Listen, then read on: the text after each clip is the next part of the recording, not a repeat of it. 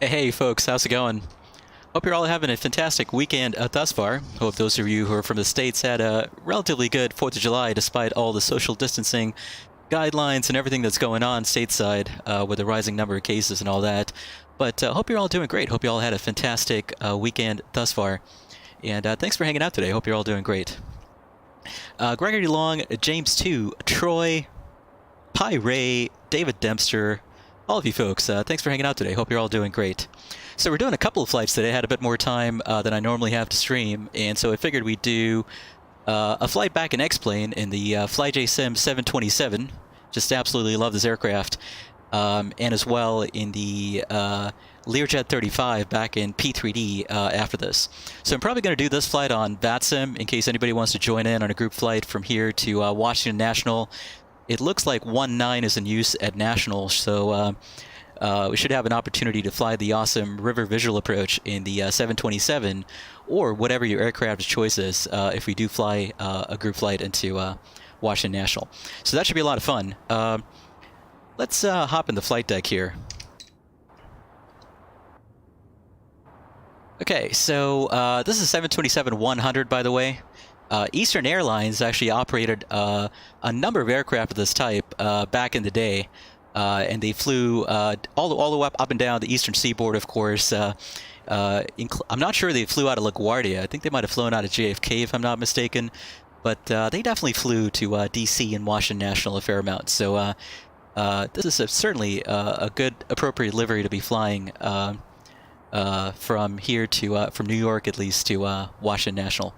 Okay, so let me go ahead right now and bring on some real weather here. I switched off active sky because the current weather conditions at New York City weren't exactly ideal for at least the intro. I wanted some nice sunny conditions. And I'm going to switch back to switch the time as well here in a second. There's active sky starting up. You hear the sound of the thunder there. Pi Ray, that sounds good. Pi Ray, I might be flying it on Pilotedge though, so let me know if you're able to fly in Pilotedge, the second leg at least. So the conditions right now at LaGuardia aren't the best. It's 310 at 4 knots. Visibility 8 statute miles. Artwork Porn, hello, how are you doing? Guten Abend to you, hope you're doing well, welcome on board. Let me just check to make sure that my active sky here is not acting up, that it's in fact giving me the correct conditions. It is, actually. For some reason, I couldn't get historical weather to work earlier, but yeah, these are the conditions right now in real life at New York City. It's not exactly the best, but hey, what can you do? Okay, one thing I want to do. One thing I wanted to do here real quick is just reset the time here. I'm going to go back to about, let's say about 6:15. That way, we're coming into New York at sunset, and that's live traffic for you. It's moving backwards for some reason. We had a Southwest flight just land. But hey, it is what it is. Artwork says, good Abend, you're doing good. Yes, I'm doing great as well, Artwork. 4th of July wasn't that great this year. You know, there were no real, most cities were very, very scared of putting on fireworks shows. There were some places where they did, in fact, do that. And it wasn't exactly the most responsible thing, right? But yeah, wasn't exactly the best 4th of July because the coronavirus and the rising number of cases in the US, etc. But hey, what can you do? Anyway, why don't we go ahead and start up this aircraft here, and we'll get going shortly.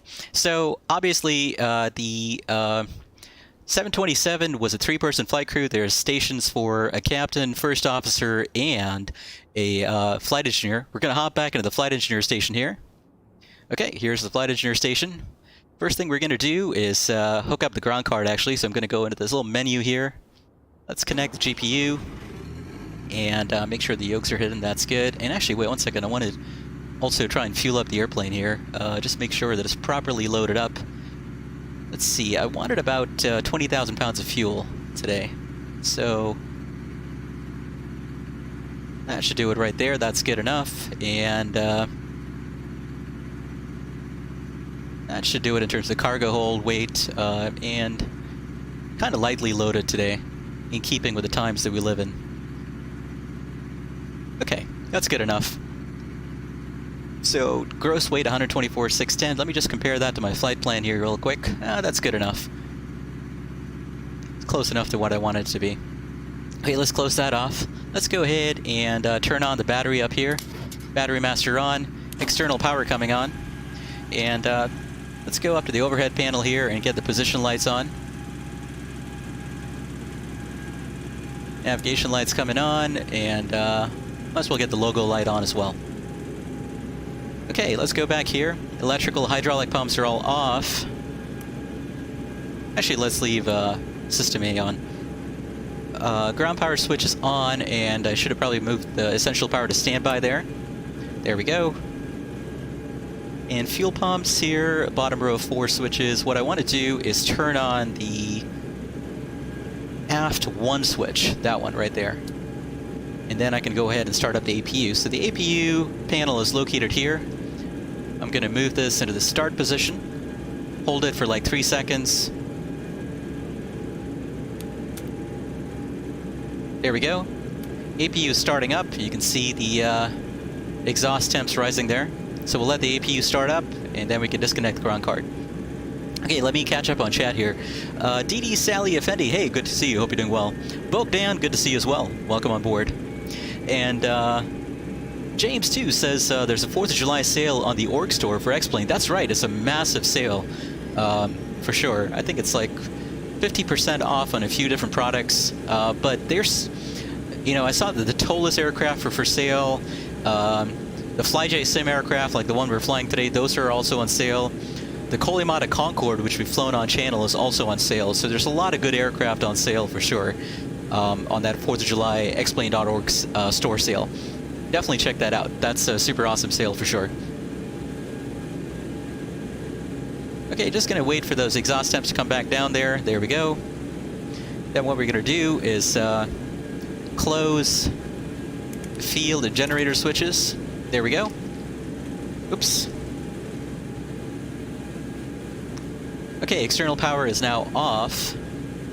Let's see, APU is connected. Position lights are on, and let's turn on the yaw damper here. Where is that?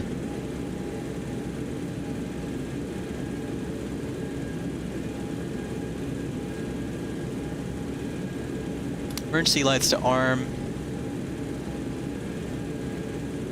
I think the galley power is on the other panel, but there is a yaw damper switch on here somewhere. I'm trying to remember exactly where it was.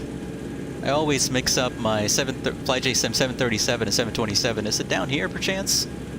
No, it's not. I don't see it down there. Pretty sure it's up here in the overhead panel somewhere, but I must be missing it. I figured it'd be up here somewhere, but there's the anti-skid system. Where is the yaw damper? It's up here somewhere, I know it. We'll figure it out. Let's get those no smoking signs on, though. Don't want to have anybody smoking on my airplane, even though for the 70s, or whenever this aircraft was in service, smoking was quite a normal feature during certain phases of flight, right? Okay, emergency exit light, guard is closed, it's armed. GNEA Airbus 330, hey, hello, how are you doing? Welcome on board, GNEA. Hope you're doing well. All right, let's see, let's continue through checklist. No smoking signs, auto, or on. Fast seatbelt sign, we'll get that on later. Left and right window heats are on. And let's go back here, and let's get the... where's the galley power? There it is. Galley power coming on. Okay, let's get the gas fan on. It is. Back left and right on. Bleed 1 and 2 to open, and APU bleed to open as well.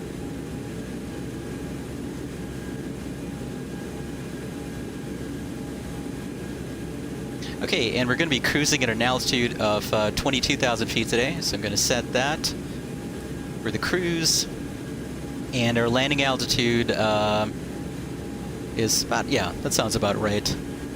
Okay, flight director switch off. Pitch command, altimeter is 29902 at LaGuardia today. And comms, let's go and set 122.8 for now.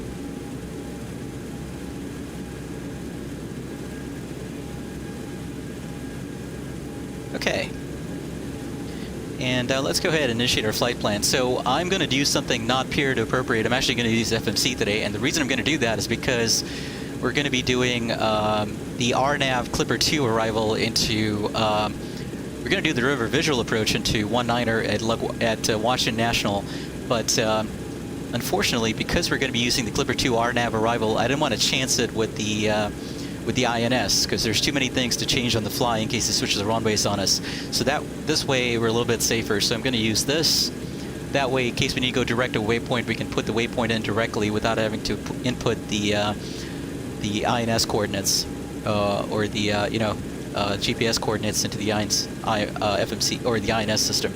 So LaGuardia to DCA today. Whoops, DCA. FS Pilots, welcome on board. I'm doing well, FS Pilots. Good morning to you as well. I'm doing great. Oh, there it is. That's actually the yaw damper test switch. So that's a ground test switch. There's actually a yaw damper switch somewhere, though. We'll find it. I know we'll find it later. All right. And let's see. Departure.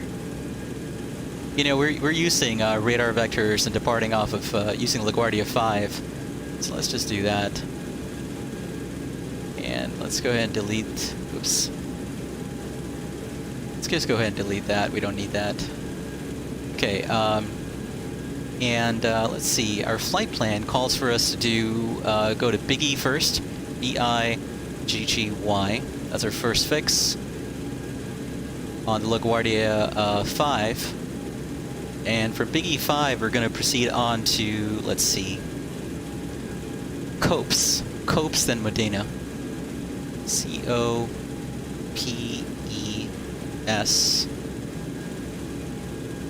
And then MXC, which is Modena. At Modena, we're going to join the Clipper 2 arrival into Washington National. So Clipper 2, 19er is the runway in use. Modena transition, execute.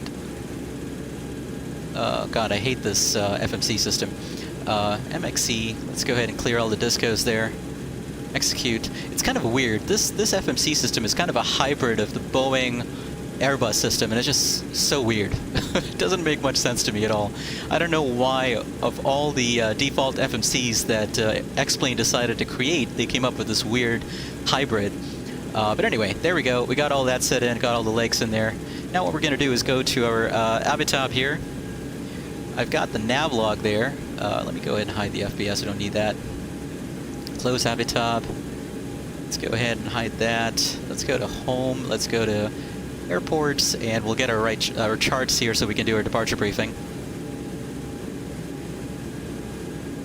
And let's see. David Emser says, is that it about the FMC? Oops. Let me check. Maybe it is. Yaw damper engage. There we go. Yeah, that's it. So I guess the yaw dampers are engaged by default. Thank you, David. You caught it. Yeah, that's the one. Somehow I missed it. It was staring me right in the face. But yeah, so they're both already engaged in that case. So I'm not sure, because I thought, well, I'm thinking of the 737 in that case. The 737 has the yaw damper on switch somewhere up here, right underneath the hydraulic power stuff, right? At least where the hydraulic power stuff is in the 727, somewhere up here the 737 has that. And I just figured there was some commonality, but I guess no. It's just different. Anyway, so thanks for catching that. It's right there. Good catch there, David. Artwork, no worries. We'll catch you later. Yeah, that's true, James, too. At least we do have one, so that's at least good news for sure. Okay, let's go to airport here and airport info. So we've got the airport chart loading up here. There it is. We're located here at the air carrier maintenance and base facilities, since Eastern Airlines doesn't have a home anymore at LaGuardia. And let's load up our departure chart here, LaGuardia 5. Let that chart load up. There we go. All right, let's close this off, and let's search for DCA next. And let's pull up the appropriate charts for DCA. That way we have everything in one place, and we can pull it up later when we need it. Airport info, once again. And parking gates, always good to have that. Arrival, let's do the Clipper 2. Again, there's no way this aircraft, right, has the capability to do an RNAV arrival, but with the FMC, we can sort of fool the aircraft into believing it can do an RNAV arrival. And approach, we're doing the River Visual 1-9er, so let's pull that up. Okay, so pulled everything that I needed up. We got all that. You know what? I'm going to close the parking chart for now. That way it's not too cluttered up. Okay, fantastic. I got everything I need here. Okay, let's leave it on that chart for now. Okay, I'm going to go ahead now and disable live traffic. So aircraft not being displayed anymore. Let me just make sure that's correct. And then we're going to go to X Squawk Box here and connect to VATSIM. We're going to be flying Eastern 321 today. And we're going to be flying a Boeing 727-100 airline. Let's see if they have Eastern. No, they don't. So we're just going to say generic airline there. Let's go ahead and connect. Okay, connected to VATSIM. And I don't know if is there any ATC online for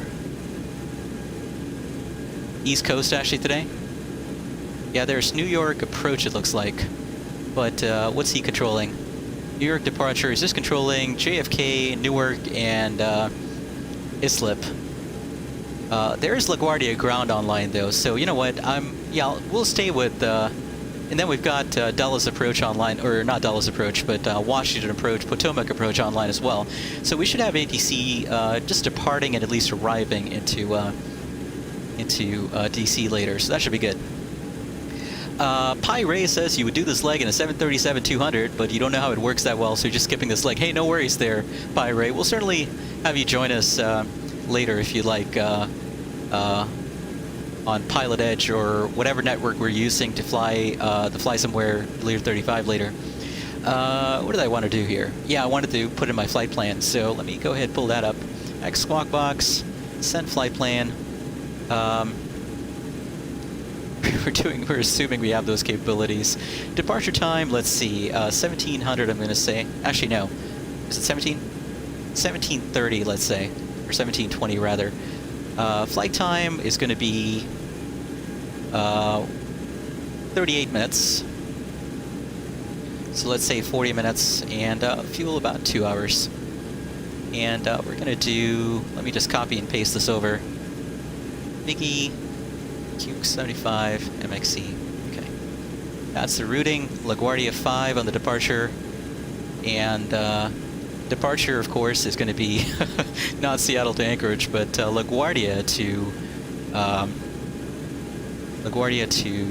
DCA. Alternate is going to be Dulles if you need it. Cruising flight level of 220. We're going relatively low and slow today, and true airspeed 450 works just fine. Let's go ahead and send that out, and let's pull up the frequencies here. Show who's online. There we go. Those are the people that are online. We've got LaGuardia ground 121.7. Wouldn't you know it? That was the frequency I had on earlier. Yeah, let's go 122.8.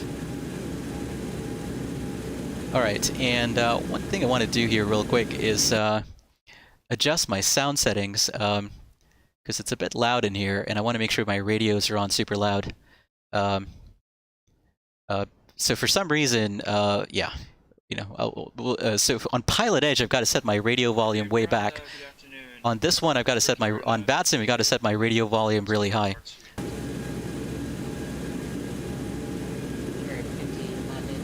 And I can barely hear him, actually. So I'm going to turn down my aircraft interior and exterior sounds down quite a bit to make sure I can hear. We'll turn down our environmental as well. Hopefully that helped a little. And I'm not sure, is there a way to adjust any sound settings in X Squawk Box as well? Nope, don't see anything at least.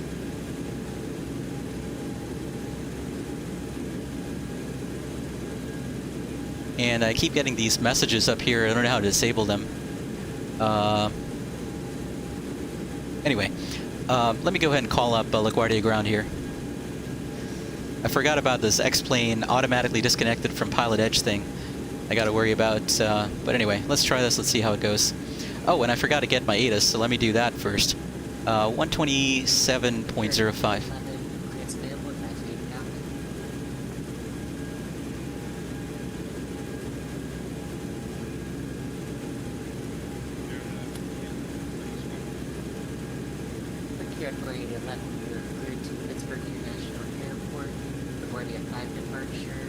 Boy, I can barely hear him. Maintaining 5,000, expected flight level 28010 minutes after departure. Departures on Unicom 122.8, squawk 1103. Just gonna go into VATSPy here and just see if I can pull up LaGuardia ATIS via text. There we go. Okay, ATIS information echo. Got it.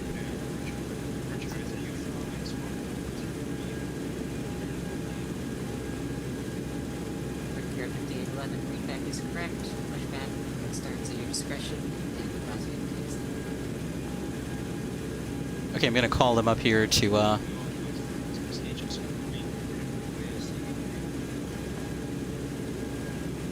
one second here. Let me just go ahead and pick up my IFR clearance.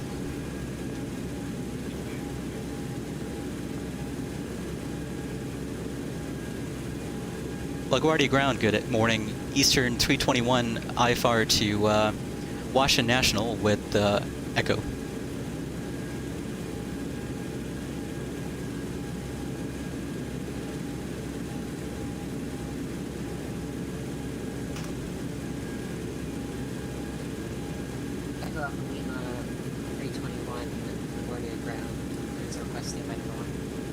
Okay, clearance is on request. And for once, I'm all caught up on chat here. But how's everybody on chat doing, by the way, out of curiosity? Hope you're all doing fantastic. And thanks for hanging out today. And you're going to keep getting these messages, unfortunately, talking about how X-Squawk Box was almost on the verge of disconnecting due to a frame rate drop. It's one of the unfortunate things about flying in this part of the world, at least on VATSIM. It's such complex scenery that the frame rates drop every once in a while below 20 FPS. Well, that is good to hear there, James, too. Certainly good to hear. Let me do something else here real quick. I'm just going to bump my sounds down a bit more. Ah, that actually didn't do anything. Ah, okay, I can turn the sounds down here. All aircraft low frequency information. Foxtrot is now entering. Winds are 310 at 5. Altimeter 2. There we go. Runway 21 still for departure. Air Canada 717. Runway is clear. Monitor Unicom on 122.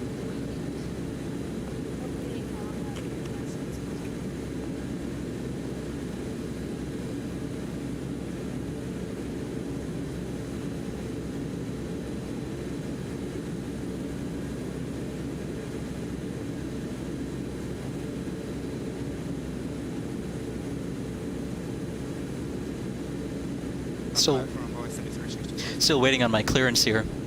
Bogdan says you got your high school final exam results today. You're drinking tonight. Awesome. Good for you. Good for you there, Bogdan. Congratulations. So what are your future plans in that case, Bogdan? Are you planning on?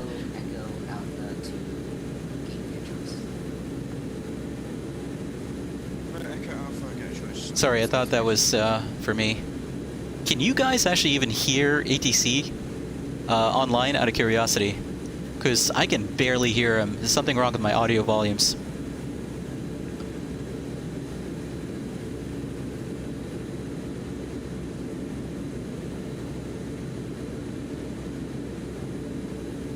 No, it's very quiet. Same. Yeah, that's the issue here, unfortunately.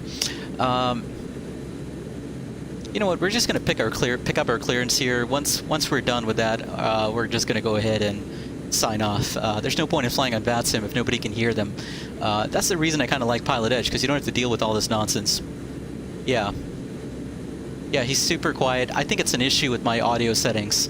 And I don't want to try and figure my audio settings out on the fly, because that is super boring and uninteresting for you folks. So, yeah. You know what? Tell you what. We're just going to disconnect here. I don't see a point in staying on VATSIM, at least flying XPlane at the moment. We'll just fly offline, and let's leave live traffic disabled for now as well. Okay, so let's go ahead and do our departure briefing in that case. Okay, we're gonna set. We're gonna do a flaps 5 departure. Set the bucks for a flaps 5 departure. All right, let's do our departure briefing. This is going to be a left seat takeoff at flaps 5, and takeoff thrust at 97.4% N1. V speeds 125, 125, 137, and stab trim 4.6 units. There we go, close enough. And let's close this. And the weather at LaGuardia at the moment, let's pull up the METAR. Winds are 300 at 5 knots, 8 statute miles visibility, few clouds at 5,000 and 1,900,000, scattered at 25,000. Temperature 32, dew point 16, and altimeter is now 2994, so let me set that. And we're located at gate Golf 7 here at the terminal. And we're going to be taxiing to hold short of, oops. Oh, that one, yeah. We're going to be taxiing to hold short of, you know, we'll depart on runway 31. That way you can get some beautiful views of Manhattan as we depart. So we'll depart on runway 31 there. So we're going to taxi via... Actually, 1 second. Oh yeah, 3-1 is fine. We'll depart on 3-1. So we're going to taxi via Charlie, actually correction, Bravo. Actually, let's just take Bravo all the way down to hold short of 3-1 for departure. And assuming everything goes to plan, no failures or issues during the departure, we're going to fly, or we're going to depart using the LaGuardia 5 departures today off of 3-1. Procedure is straightforward. Climb on heading 314 or is assigned by ATC. Maintain 5,000. So let's go ahead and set 5,000 here.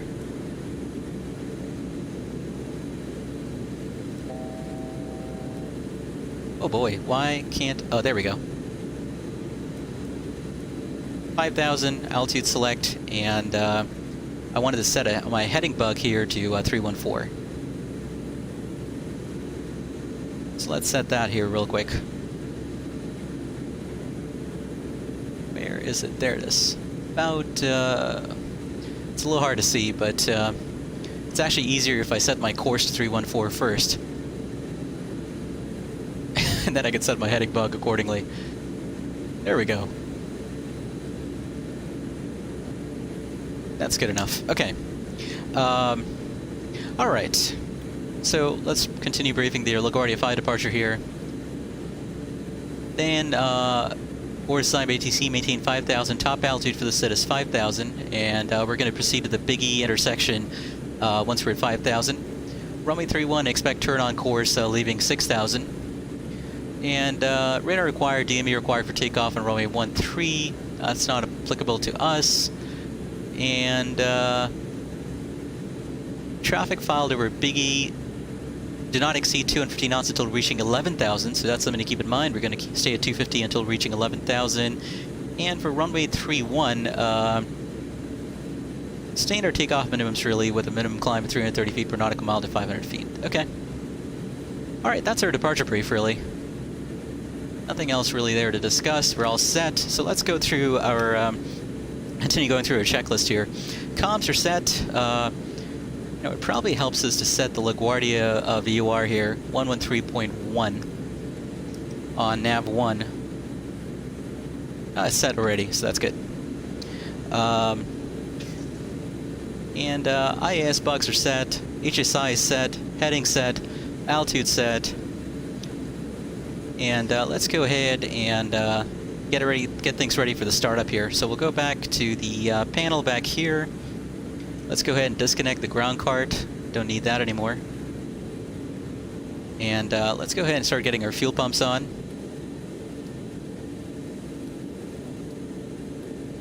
All fuel pumps coming on. Let's get our hydraulic system on. Hydraulic pumps on. And let's get the... just going to pull up this checklist here as well, as it helps. Bleed PSI, 30 PSI. I need to close these engine 2... Actually, correction. What I need to do is turn off the packs. There we go.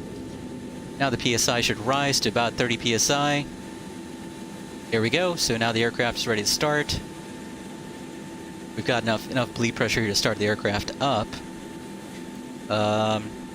Transponder mode selector. Let's go ahead and set that to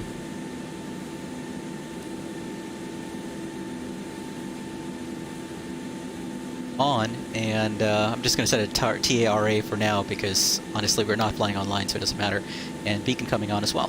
Okay, let's go ahead and request our pushback clearance, and we'll start up the engines during the pushback. Better pushback. Start pushback. Hey, Captain, let me know where you want this thing. Let's go ahead and push back to right about there. Whoops.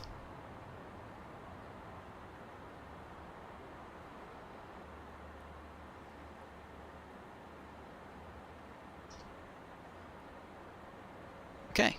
Great news, Captain. Your tow's coming. Oof. That sounds a little loud. I'm gonna set my radios down a little bit here. That was a little loud. Let's bring those back up. That was definitely a little loud. Okay. And that's coming through the radios too, right? So that's another issue there. I'm actually wondering, are there volume controls here? I don't see any for the radio. Yeah, I don't see any. Anyway, we'll just wait for the pushback tug to move into position. We're getting the super tug today. We're getting fancy here. We're getting first class treatment since we're flying Eastern. Okay, let's go ahead and we'll start up the engines here. Start sequence is 2, 3, and 1. Packs left and right close. PSI over 30 PSI. Engine start to ground. So let's go ahead and we'll open up guard there for engine 2. Once we start pushing, we'll start up number 2. Looks like the doors and hatches are closed and we're ready to connect.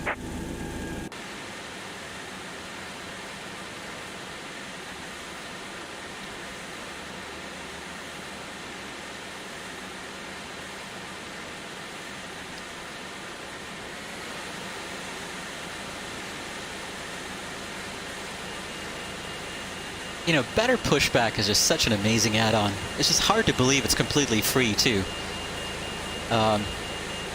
One of the nice things about XPlane over P3D is just how much of the good stuff is free, you know? There's such a nice community developing free stuff for XPlane versus for P3D. And better pushback, I think, has GSX beat in terms of so many of the features of the actual pushback itself. Okay. Ready to release the parking brake. Let's go ahead and release that. Here comes the pushback. Light them up. All right, clear to light them up. Let's go ahead and start up number 2. Number 2 engine start, switch to ground. And let's... N2 coming up there. Coming up on 20% N2. Let's go ahead and move the engine start lever to the idle detent on number 2. Exhaust temps coming up. Fuel flow indicating. N1 coming up.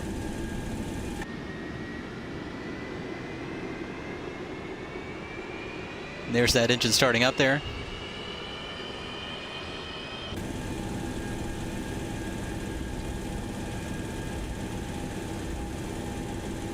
Oil pressure light went out earlier. And it looks like number 2 is stabilizing. Pretty quick engine start there. Let's go ahead and start up number 3 here. Okay. Engine start switch to ground on number 3. Once again, we're going to wait for N2 to come up. Coming up on about 20% there. Let's go ahead and move the thrust lever into the idle detent on number 3 as well.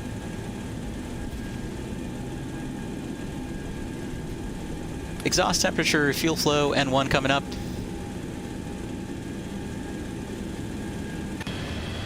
Just about done here. Go ahead and set your parking brake. Okay, let's set that parking brake there. And we're disconnecting the tow. Give me just a moment. All right, engine number 3 is stabilizing. Looks like a good start. Let's go ahead and close the guard there on the start switch, and let's move the engine 1 start switch into the ground position. Start up our final engine there. Once again, N2 coming up. James too says, yeah, best pushback out there. A must-have indeed. Absolutely. Let's disconnect, go to hand signals, and we'll bid adieu to our extremely enthusiastic pushback tug driver here. It's one of the things I always like about XPlane, is just how enthusiastic the pushback tug driver is in better pushback. Okay, N1 coming up in a hurry there.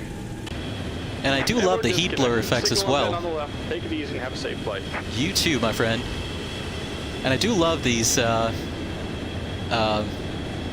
heat blur effects from the engines. That's super cool. That's another thing that you don't have in P3D. It's so nice to have an XPlane. Now, as per the public videos that have been released from the new Microsoft Flight Simulator previews, heat blur is certainly something we can look forward to seeing in the new Microsoft Flight Simulator as well, so that'll be pretty cool. Okay, good start on all 3 engines there. Let's go ahead and close the guard there on that engine as well, or that engine start switch as well. And let's move back to this panel. Let's go ahead and get the circuits closed on the generators for all 3 engines. Let's go to the overhead panel here. This checklist is a little bit out of order, it looks like. Pitot-static, actually they're already on. Probe heaters were already on. I should have had them off, but they were already on for some reason. Okay, let's see. Wing anti-eyes and engine anti-eyes not required. Packs left and right on. Let's go and get those on. Bleed APU off, so let's get these 2 to close. Here we go. Flight ground switch to flight. That's right here, so that's already in flight. Should have been in ground earlier, but it's already in flight. That's good. And then let's go ahead and turn off the APU here. Just going to move that to off. APU is off. Okay. Engine start switch to low ignition. We've already set that. Flap handle, let's set takeoff flaps 5 degrees. 2 notches of flaps there. And trim, set the value from the V card earlier. So weather radar is set, or we'll get that on later. And taxi light is coming on. Runway turnoff light's coming on. Let's go ahead and taxi out to runway 31 here. Just give me 1 second here. I want to make sure I've got Simlink working,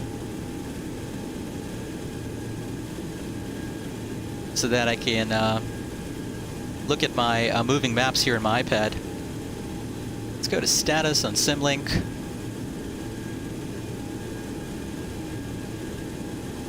Plug in status.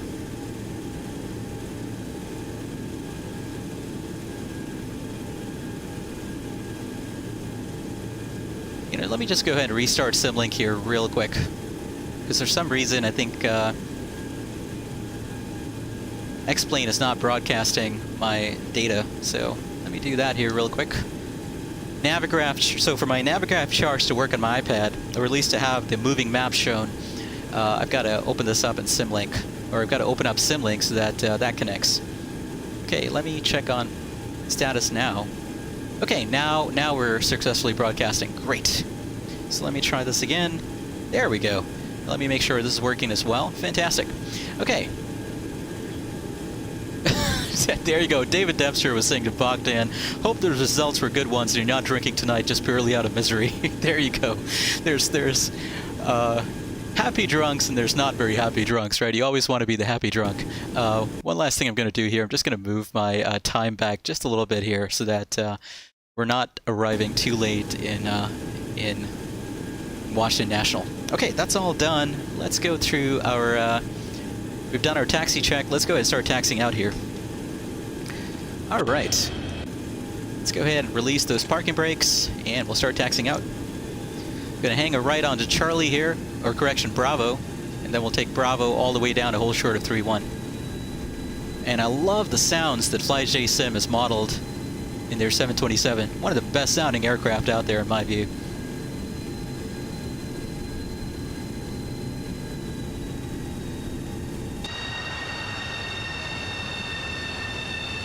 Little puffs of smoke there as I drift this aircraft apparently. Okay, let's hang it right here onto Bravo.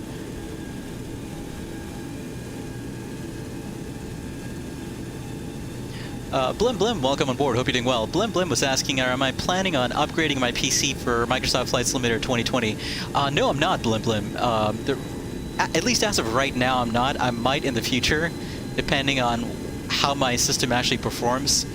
But I think Microsoft already announced, right, their system specs for the new Microsoft Flight Simulator. And honestly, I'm right in the mid-range there of those system specs. And so for me, you know, as of right now, I don't see a need to upgrade. I think it's going to perform just fine. But in case I need to upgrade, I can certainly look into that after it comes out. But as of right now, you know, I think I'm going to be okay. I don't think it's going to be an issue. The system specs look very, very reasonable. So if you think about it, right, P3D especially has been kind of based on the specs for P3D, the systems requirements have been based on a very, very outdated model used by, I'm going to hang a right here onto Bravo. Wait, is that Bravo? Yeah, this is it. Okay. There we go. But it's based on this kind of very outdated kind of mode of thinking from the FSX days, which was that CPU power was going to be far more important than GPU, right? And not only CPU power, but that single core was the way to go. That was the thinking way back in the FSX days, right? At least as far as I understand. And so what happened was that P3D, which was based on the Microsoft ESP engine for FSX, essentially, you know, that's why they run so hard on a CPU, on the CPU in particular, because they're not very optimized for multi-core CPUs and to take, you know, full advantage of a GPU. I think P3D version 5 tries to be a lot more, you know, use the GPU a little bit more and take full advantage of VRAM. But in either case, the point is that, you know, P3D, that entire, you know, most of our current simulators, right, are very, very, are not very optimized for most systems today. But the new Microsoft Flight Simulator certainly looks like it's going to be a lot more optimized. So fingers crossed that hopefully that ends up being the case and I don't have to upgrade. But in either case, you know, I'm probably going to have to upgrade at some point. My PC is getting old at this point. It's about 4 years old. But I'm probably going to have to upgrade at some point, I think. Okay, heading down Bravo here. Boy, it is hazy here in New York City, which is kind of unfortunate. Really love this old Eastern Airlines livery. I think it looks super awesome. Let's see. Bogdan. Bogdan sounds like it's going to be a celebratory kind of drinking. That's always good. Out of curiosity, Bogdan, where in the world are you from? And obviously, I'm assuming if you're drinking after graduating high school, the drinking age has to be 18, right? Here in the States, the drinking age is 21, which is very, very unfortunate. It's we have a lot of dumb rules here in the States, and I think the drinking age thing is one of the dumbest things ever.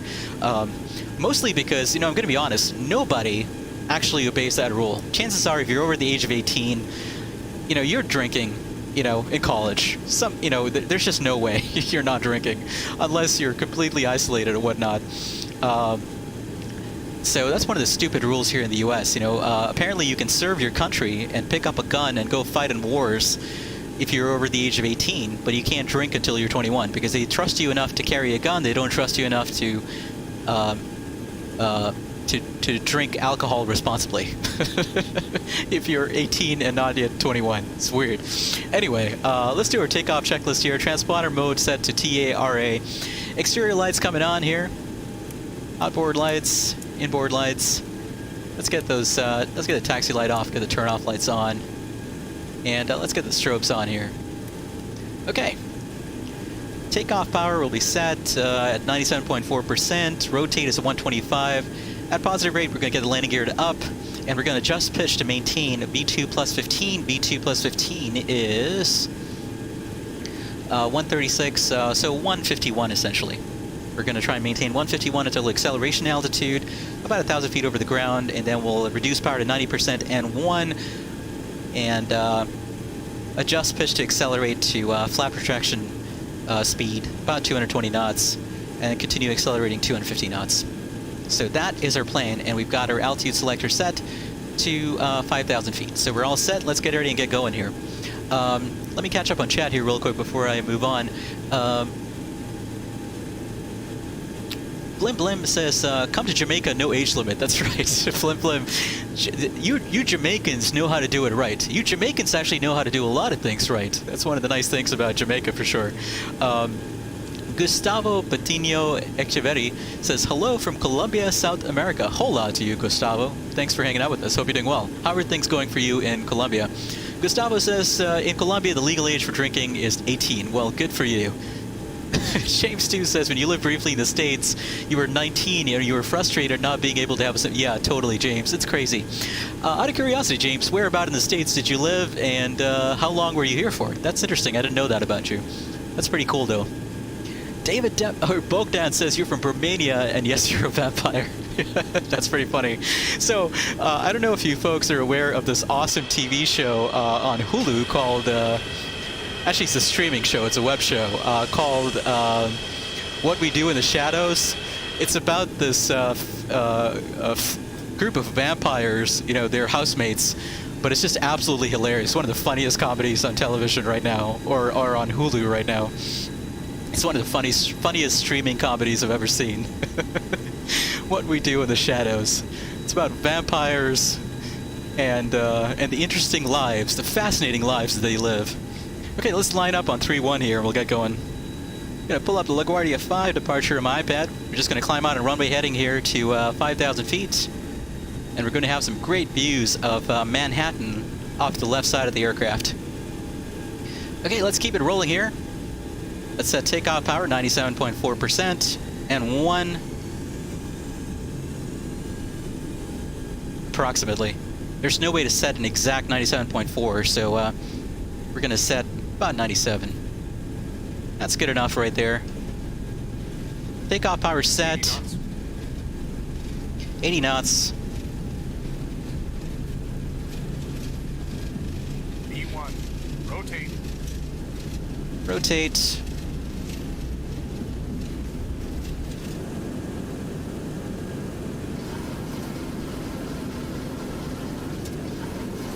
Positive rate. Gear up. And we'll climb out a runway heading here. Love the XPlane flybys here. Gear coming up. That looks super awesome.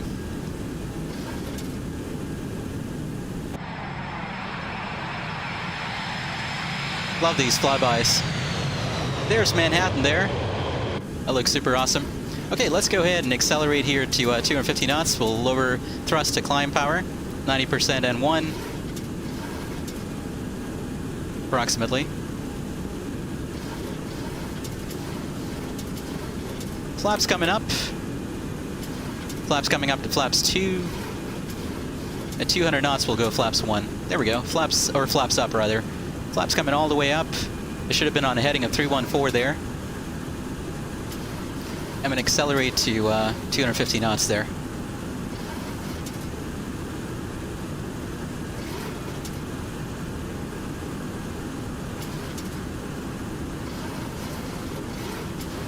Okay, let's go set our autopilot here. Alt cell, autopilot engage, alt cell, and let's see, where is heading select? Heading select is up here, I think, right? Whoops. IAS hold, please. Actually, let's go to vertical speed.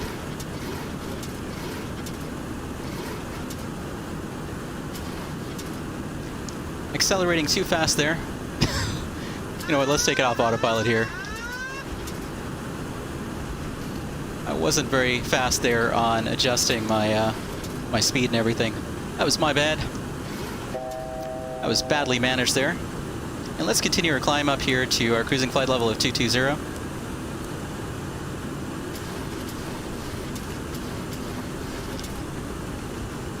Okay, let's try this again. Vertical speed, alt cell, and I wanted to find heading select. Oh, there it is, right there. Okay. It's been a while since I've flown this aircraft. I think that's the issue. I'm a little rusty. Okay, IAS hold. Now we'll go up to 90% N1. Okay, and let's proceed direct BIGGY here. Nav GPS there. Let's go direct to BIGGY. Execute, and let's go to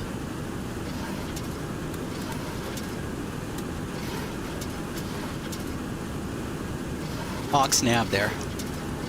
There we go. Now we're proceeding direct BIGGY. All right, there we go. Okay, got all that set up. Took me a while there. Sorry about that. Pokedan says we don't talk about that. That's right, you don't. In Romania, absolutely not. Gustavo says you're doing just fine with all the crazy COVID-19 thing. Yeah, absolutely. Mr. Speedbird, welcome on board. Hope you're doing well.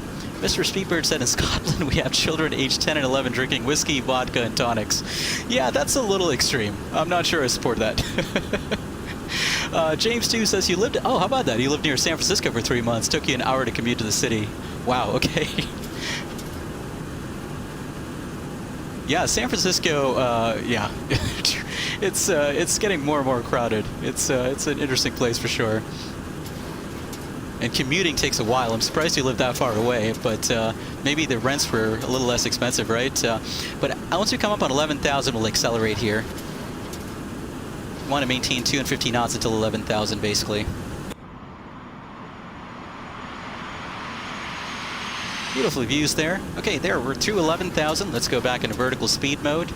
And we'll lower rate of descent here to accelerate to, let's see.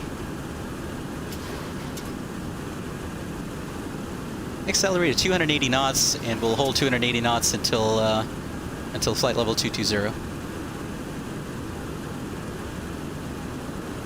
Okay. What else did I want to do here? I wanted to get my landing lights off at 210,000. Runway turn off lights off, obviously, and we can go ahead and get the seat belts off as well. Actually, they're already off because this particular captain forgot to turn on the seatbelt sign earlier. Oh well, what can you do? There's a lot to handle here in such a complex airplane, especially with a relatively rudimentary autopilot and everything. Too much to keep track of. Okay, we're accelerating up to 280 knots there. Let's go to IAS hold again, and we'll climb out at 280 until we get to flight level 220. Okay, fantastic. James 2 says, yeah, it was crazy expensive at that time. You can only imagine it got worse. Absolutely. Yeah, it's San Francisco. Their rents just keep going up. Although now with the whole COVID thing going on, they're starting to go back down just a little bit. But, you know, that's not going to last, obviously, right? That is not going to last.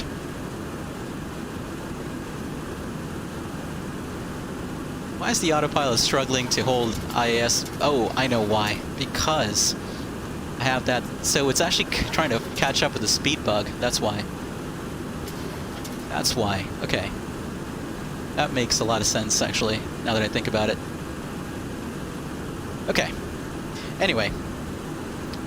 Let's go through our climb and cruise check here. Flap handle is up. Landing gear handle to off. We're accelerated to 280 knots. And our next check comes here, a transition. We want to set altimeters to 9 or 902 at transition. So we're all good there. Doing okay. And we're proceeding direct to BIGGY here. After Biggie, we're going to proceed on the Q75 airway to Medina. From Medina, we'll join the Clipper 2, our nav arrival into Washington National.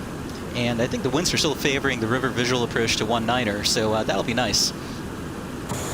Let's take a look at some views on the outside here.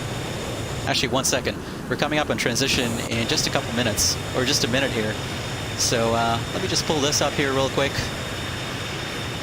Just going to pull up the METAR for Washington National.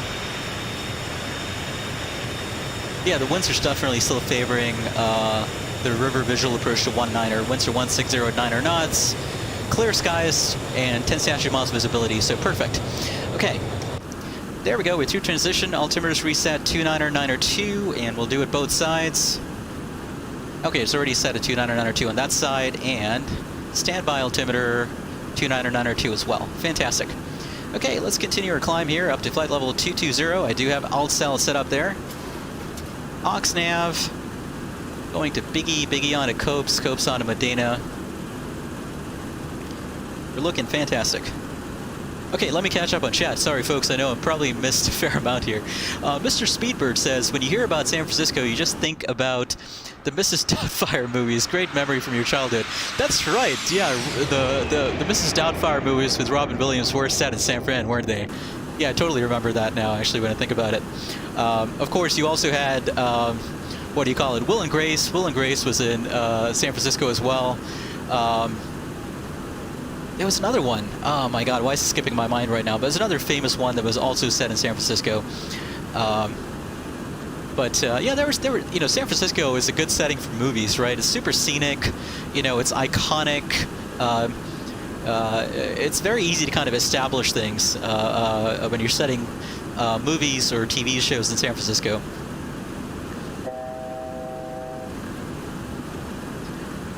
And let's see, what else? And James 2 says, from what you know, the homeless problem is still there. Yeah, James 2, it's still an issue, for sure. You know, it's still an issue. That's an unfortunate part of, yeah, San Francisco. That's still definitely an issue.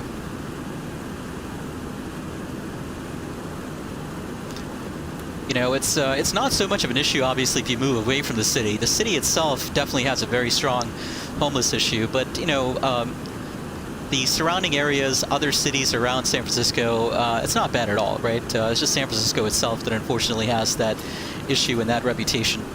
Okay, let's back off the thrust here a little bit. That's set about 75% for now. See if that works.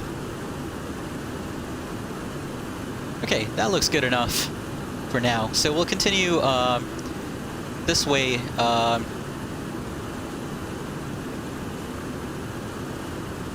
At about this speed here.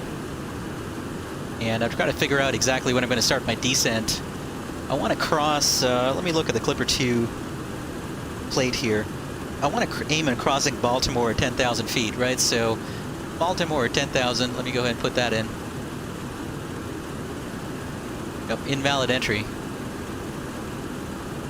Can I put it in this way? I don't know if this will work. There we go, 10,000. Execute. Okay. So if we want to cross Baltimore at 10,000, when am I going to start my descent? Top of descent, it says in about 3 miles. Why? Boy, that's so quick. That's coming up in a hurry here. So, wait, we don't get any time at all to stay at our cruising flight level. That doesn't make any sense. Baltimore is a distance of about 20, let's see, I'm just going to calculate this real quick. 24, 34, 40 plus 20, 60, and then 60 plus probably another 40. So another 100 miles. So I'm trying to calculate this real quick in my head. It's 30. 3 times. Yeah, that's kind of weird. I'm probably going to start my descent in the next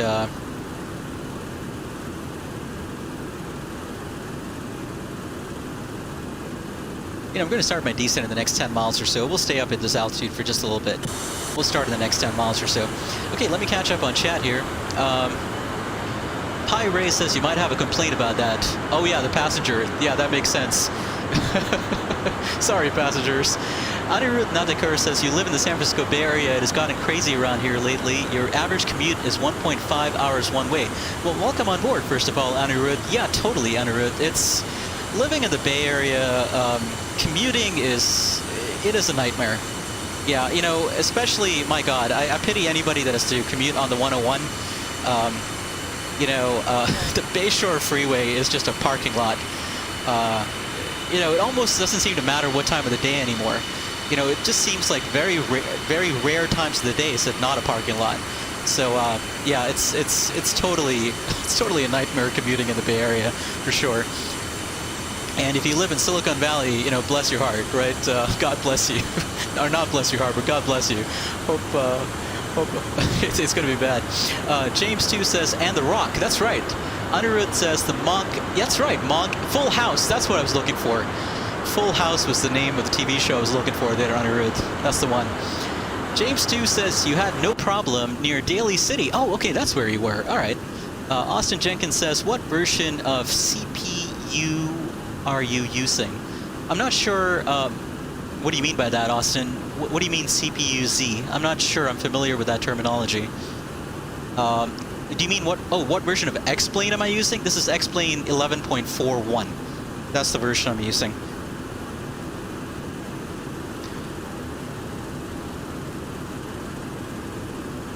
Okay, let's go ahead and start our descent here, actually. So I'm going to roll my altitude selector here down to 10,000. Altitude at which we want to cross.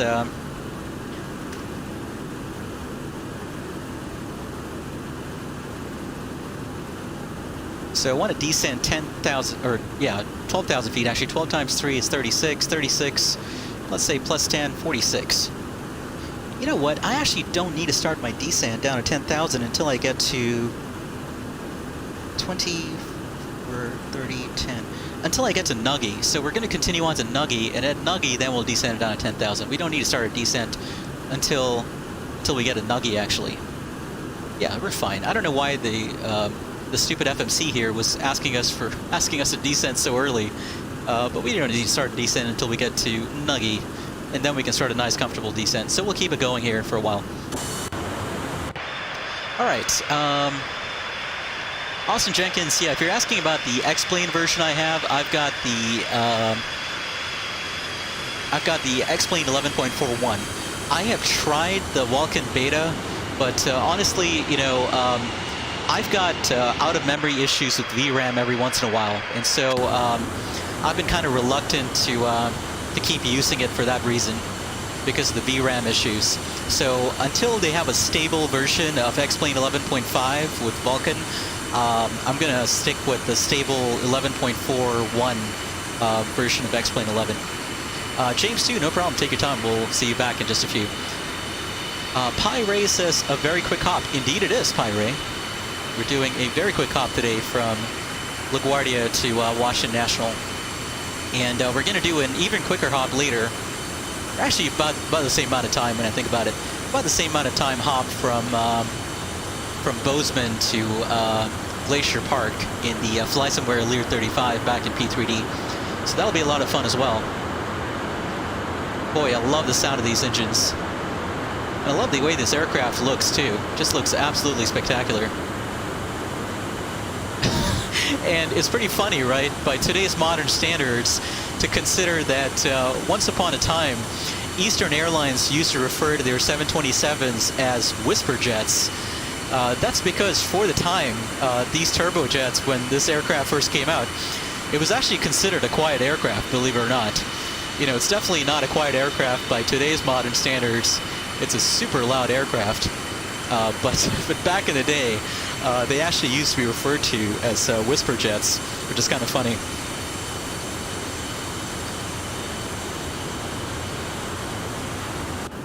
Okay, let's pull up the Clipper 2 arrival here. And as it gets dark, I'm going to go into that night views. That way we can see things a bit better. So let's actually brief the let's do our approach briefing, actually. Let's go to landing. Landing at flaps 30. And VREF of 118. Let's go ahead and set our bugs for landing. Speed bugs for landing set there. And VREF is going to be 118, so our approach speed is going to be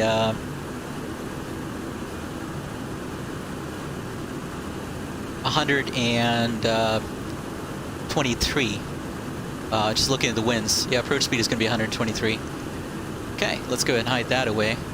And let's take a look at the weather at Washington National. Winds are out of the southeast today, 160 at 9 knots. Definitely favoring the river visual approach runway 19er. Visibility 10 statute miles. Clear skies, temperature 32. It's pretty nice and hot in Washington, D.C. today. Dew point 22, and altimeter is 29er. So I'm going to set that in our standby altimeter here, 29er as a helpful reminder later. And we're going to be arriving via a very non-appropriate arrival routing for this type of aircraft today. We're doing the Clipper 2 arrival for the Modena transition. So Modena onto Nugget. Non-turbojets, of course, can expect to cross at 11,000. We are very, very much a very, very loud turbojet, so we are going to cross this at a much higher altitude. Nugget onto Troyes, Troyes onto Belay, Belay onto Trish. Turbojets can expect to cross Trish at 12,000. We're going to disregard that and cross Baltimore 10,000. Clipper for after Trish, Clipper onto Baltimore, 250 knots, 10,000. Onto Eyes. At Eyes, we're going to expect the 19er transition. Eyes onto Edwood onto Megs, Megs onto Nays. At Nays, we'll expect vectors for the visual approach runway 19er. So that's our plan. And one thing I'm going to do here real quick, actually let's brief the river visual approach here. So I'm going to put in this intersection here, Fergie, into our flight plan after Nays. So Fergie is F-E-R-G-I. Let's put that in. Fergie intersection, that's the one. Let's delete the vector there, don't need that anymore. Execute. Okay. And coming up on Nugget here, let's go ahead and initiate our descent. We'll continue our approach briefing in a second here. Let me back off the throttle just a little bit. Coming up on our top of descent point, let me go ahead and get my seatbelts on so I don't forget that later. And VREF is set for landing. Let's go ahead and go into a descent here. We'll back off the throttle.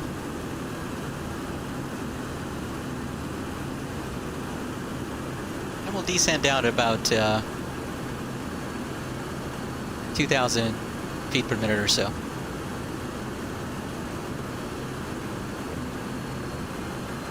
Okay, thrust lever's coming back.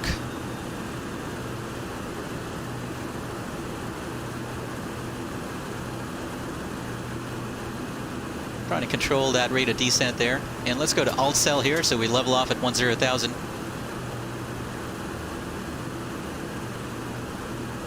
Okay, let's go back to the approach plate here for the River Visual 19er. Okay, River Visual 19er approach, visual approach, final approach course, C plan view. There is no such thing as a final approach course for this one. It's a twisty, turny approach. Ceiling minimums here, ceiling minimum 3,500 feet, visibility minimum 3 statute miles, we're all good there. Airport elevation 15 feet.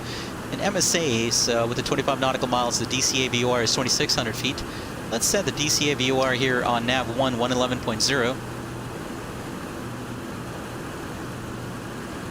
That way we have that for guidance as well. And let's brief the arrival routing here, or approach routing. So from Fergie, we want to cross Fergie, which is a 10 DME from the DCA VOR at a recommended altitude of 3,000 feet, onto Derrick.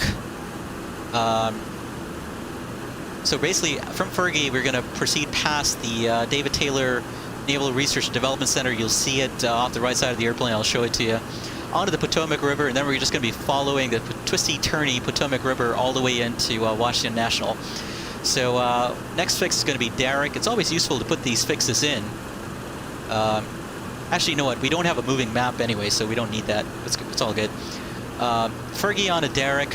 derrick on to continuing on the Potomac River to cross the 6 DME arc and the chain bridge here at a recommended altitude of 1,800 feet, onto Gray's set dock, then crossing the 4 DME arc at a recommended altitude of 1,500 feet, onto the Key Bridge, 3 DME arc at a recommended altitude of 900 feet, then continuing past Arlington here on the right side of the aircraft, and the Watergate Hotel and all the monuments here in the National Mall, towards the Roosevelt Memorial, Arlington Memorial Bridges that will overfly, on towards the George Mason, Rochambeau Memorial Bridges. Just before we get to the George Mason Bridge, we're going to initiate our final right turn towards runway 19er at Washington National.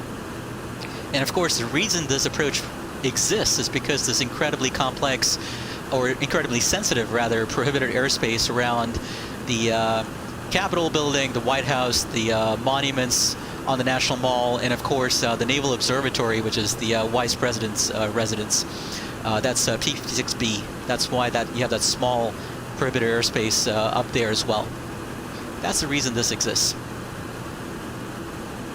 Okay, and this does have Malsef and 2 VASIs on either side of the runway that we can use for guidance. Alright, awesome. Avoid our prohibited airspace from surface to 18,000 feet MSL, good to note. And that's the river visual approach, 19er. And let's brief our taxi in here. So obviously we don't have... we can on the speed brakes, so that's good news. But we do have to manually extend. I got to remember in XPlane to extend the thrust reversers, all that stuff, or to deploy the thrust reversers, all that stuff, and make sure the speed brakes comes out. And Barrow set to 299er there. We passed through transition earlier. Let's set it on both sides. So involved in the approach brief, I completely forgot to do that.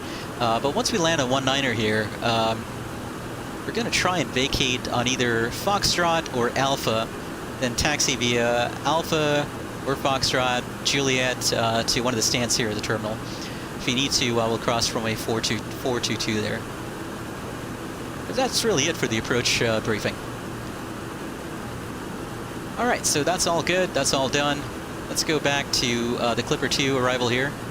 Coming up on Clipper, going on to Baltimore there. And I think we can shallow rate of descent a fair amount here.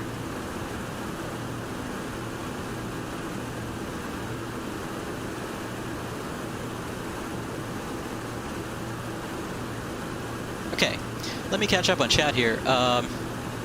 James 2 says, you're back. Awesome. Welcome back, James 2. And yes, that sounds pretty good for sure. Nothing like a nice cool shower for sure on a really hot day. That sounds super awesome. Or, getting into a pool. That's also another super awesome activity to indulge in on a summer day, especially a hot summer day. Let's check out some ChasePlane or XPlane flybys here. That's always a nice thing to do, or a fun thing to do. A little cloudy here over Delaware, or are we over Maryland already? We're over Maryland already, I think. Yeah, so a little cloudy here over Maryland as we continue our descent. And we're coming up on 10,000 here. I'm going to back off the throttle a little bit so we can slow down to, let's say, 240 for now. James 2 says you did the pool thing yesterday. Awesome, James 2. That sounds like super fun. This whole coronavirus thing is it's just amazing, or shocking rather, just how many normal things you don't get to do as much anymore because of the coronavirus thing. It really sucks. And especially here in the States with how badly the situation is going, it's bad. You don't get to, with the cases rising and everything, you don't get to do the things you normally would be able to do. Okay, VREF is now going to be 122, so I got to remember that. In fact, I can probably set my speed bug here for 122 right now. So let's go ahead and do that. There we go, that's good enough. Okay, leveling off here at 10,000 as we come up on Baltimore. And we've gone into altitude hold mode there. That's great. going to roll my altitude selector here down to 3,000, which is the next altitude we want to descend down to. We won't descend down to 3,000 for quite a while.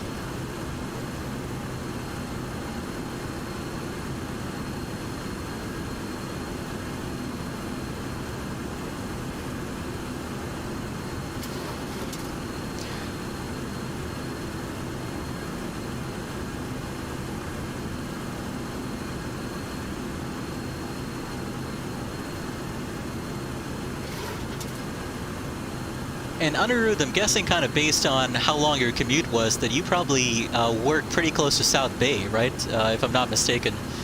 That commute of 1.5 hours each way sounds like it must be pretty close to South Bay. Like at least like, you know, close to like Palo Alto, Mountain View, something like that. So yeah, that sounds pretty rough, man. I'm super sorry about that. That sounds super rough.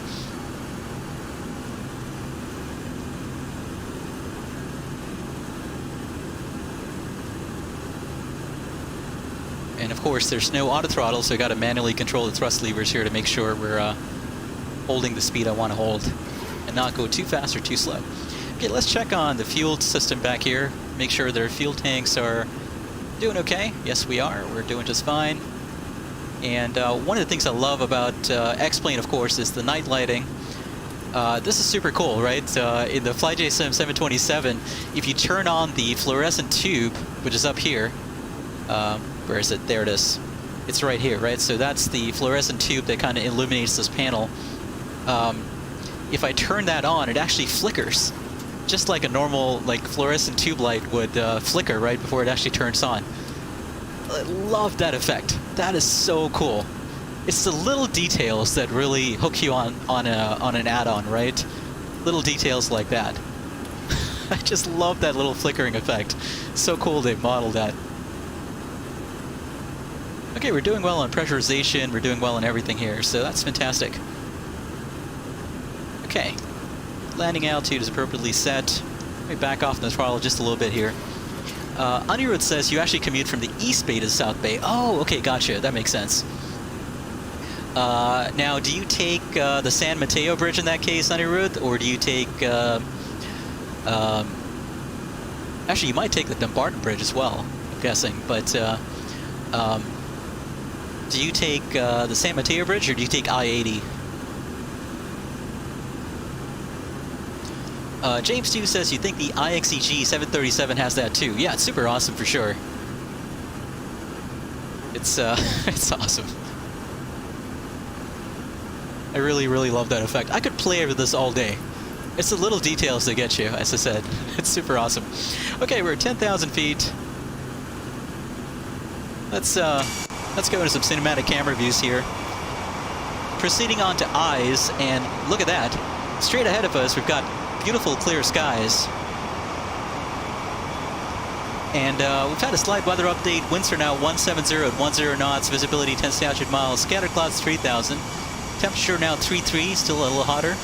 Dew point 2.3. Altimeter is 2.9 or 9 or 8. So let's reset altimeters 2.9 or 9 or 8. Both sides. Oops. And standby as well. And right up ahead, there is Washington, D.C. So I've got Drzewiecki's Washington, D.C. scenery. You can see the National Mall and the Washington Monument sticking up there, of course. And off to the left there, we've got Washington National Airport, Ronald Reagan National Airport there as well. So that's pretty cool. Once we get to eyes, I'm going to start a descent down to 3,000 here.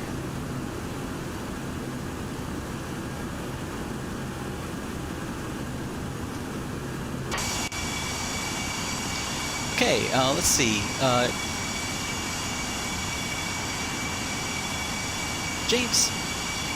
John Cabello says, hey, how's it going, John Cabellos? Hope you're doing well.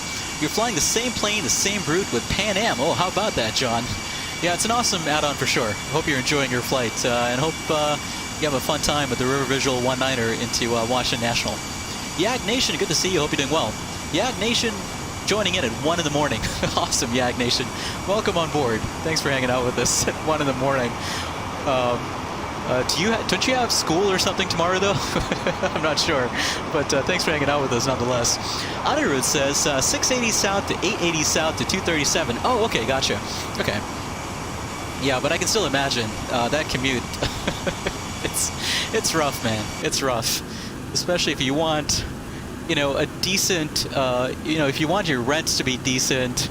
If you want to be able to afford where you live at, yeah, it's an unfortunate aspect of living in the Bay Area. Okay, let's go descend down to...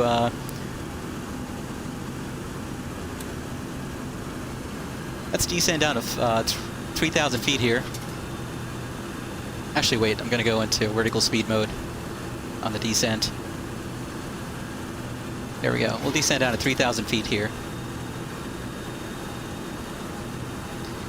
So we're going towards Edwood, Edwood onto Meigs, Meigs onto Naze.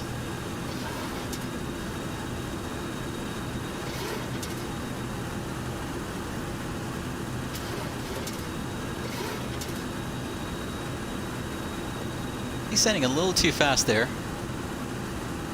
There we go. Trying to fine-tune the rate of descent that I wanted there. There we go. That's good enough for now. And the lights are coming on below us in the DC area. That's kind of cool. So this should be a nice, beautiful approach down the Potomac River into Washington National today. Let me back off on the throttle there a little bit. Getting a little too fast. Let's actually get those speed brakes out.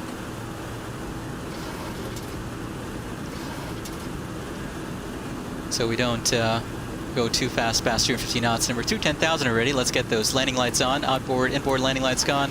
I'm going to turn on the taxi and turn off lights right now so I don't forget later. And seat belts have been on. Let's go ahead and ding the passenger cabin there. And let's go through our approach and landing checklist. Verify landing VREF. VREF, or approach speed rather, is going to be 121.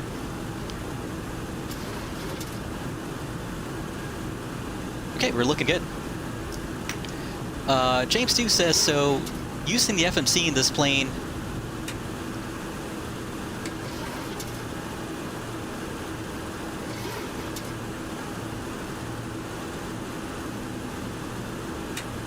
one second. James 2 says using the FMC in this plane is just like any other airplane, so you just don't see the route in a display. Yeah, that's totally true. Yeah. The Lear 35 is actually kind of similar too. You've got the old UNS-1 Honeywell FMC in the Lear 35, and that also does not have a moving map unless you have a GTN 750 installed. So that is a very, very similar condition. Okay, coming up on Naze here. At Naze, we're going to go on to Fergie. So we're going to make a left turn towards Fergie after Naze here. And actually, we can shallow rate of descent here a fair amount.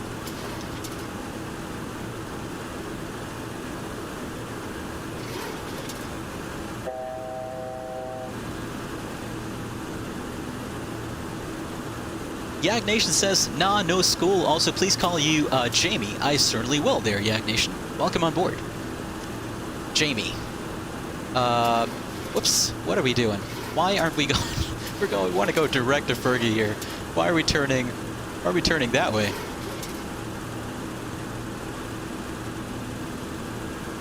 We should be turning the other way towards Fergie, I would think. Yeah, now we're going the right way. I don't know why I was going that way. We're over Gatesburg, or Gaithersburg at the moment. We should be making a left turn towards Fergie, which we are now, so that's good. Coming up on Alcel here. So we descended down to 3,000 a bit before I wanted to. I want to be at 3,000 by the time I got to Fergie, but that's fine. We'll just proceed direct Fergie here. Present position, direct Fergie. So 12 nautical miles from here.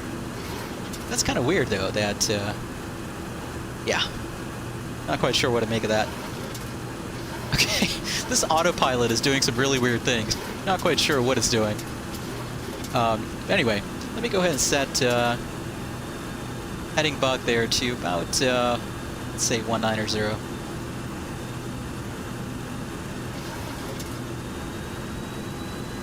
And of course, I got to remember, of course, no auto throttle in this airplane, so if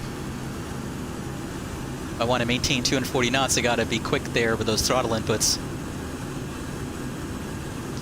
Okay, sorry folks, we ended up all the way over to Germantown, Maryland here, because I probably should have planned my descent and turned towards Fergie a little earlier. But anyway, and plus the autopilot screwed up. You know what? When in doubt, as a simmer or as a pilot, you can always blame the autopilot, right? Especially if you have kind of a rudimentary, sort of funky autopilot like the one we have installed in this aircraft. So we're going to blame the autopilot. Now I'm going to go direct to Fergie. Okay, let's hope that works. Alright. Okay, now we're going more or less direct towards Fergie. So there is the Potomac River, of course. The famous Potomac River they're going to be following inbound. So that is what the River Visual 19er is named for, the Potomac River. Back off the throttle here just a little bit, just a smidgen. Okay, let me catch up on chat here. Anirudh Natekar was saying you love this aircraft. Fun fact, the Boeing 727 was the first plane you flew on as a passenger for a school trip to Kathmandu, Nepal from India. That's awesome, Anirudh. That is very, very interesting. Yeah, so I did see there was a Nepal Airlines livery for the 727 from Flysimware. But that's super awesome. Yeah, so I can imagine, right, way back in the day, this must have been a long time ago, but way back in the day, they did in fact operate 727s. So that's super awesome, though, that your first flight was on the aircraft we're flying today. That's super awesome.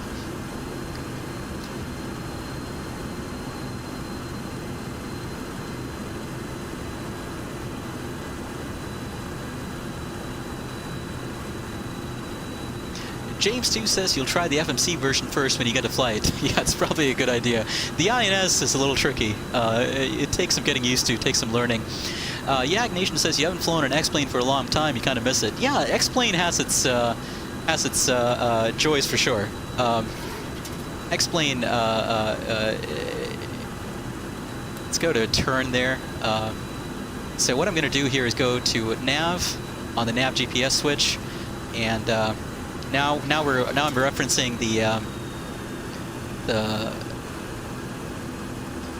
Washington VUR here, and kind of using the DME readout there on as a cue on when to start my descent and what speeds to slow down to.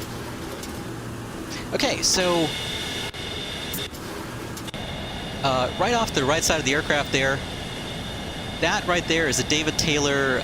You see the flashing police car, the lights of the police car there.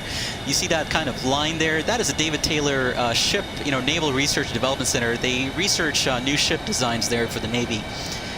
So what we're going to do at this point is take it off autopilot, and we're going to follow the Potomac River inbound towards DCA. So I'm going to start slowing the aircraft down here. Let's go flaps 1. I'm going to start slowing down to 180 knots, and I'm going to start my descent as we follow the Potomac River inbound. And of course, there's a whole bunch of sensitive airspace around here, most notably off to the right side of the airplane. There is the CIA headquarters. There's Langley right there. Not modeled too well, for good reasons, obviously, in the sim, but there's some very, very good reasons why you don't want to fly directly over Langley. so there we go. Okay, let's keep that descent going here. And I'll slow the airplane down to approach speed. Let's go flaps 5. And I want to cross the chain bridge up ahead at 1,800 feet, approximately. Let's get that landing gear down to help us slow down.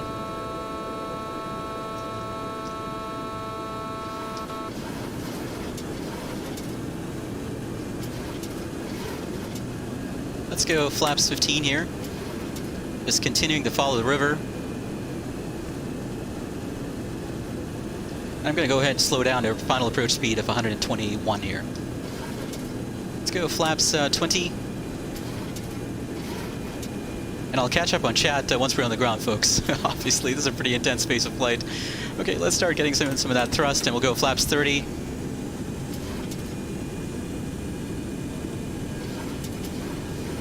Okay, and 5D or 4 DME, I want to be at 1500, so I'm tracking a little low here. I'm going to try and level off a little bit. Just going to follow the chart here.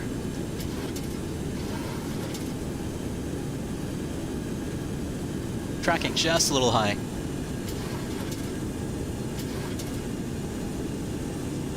There's Arlington straight up ahead. We've got the Pentagon further on ahead.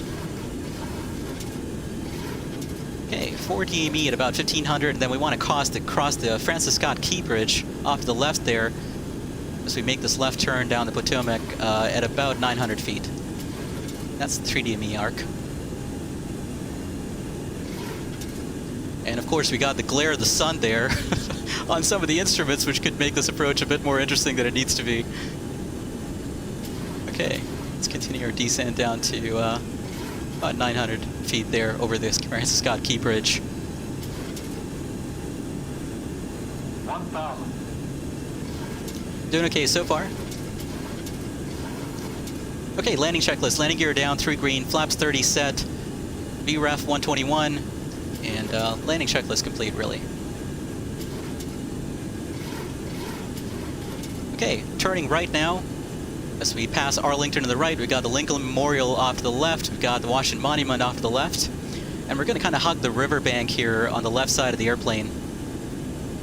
Trying not to cross over into prohibited airspace. We'll see how we did later. But we'll hug the riverbank here on the left side of the river. 500.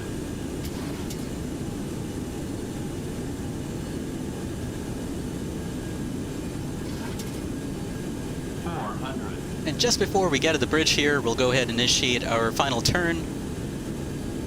Back towards final. Let's see how we're doing on the VATSIM. Doing pretty well, actually. We're right on glide path. That's perfect. Just a matter of staying on glide path there.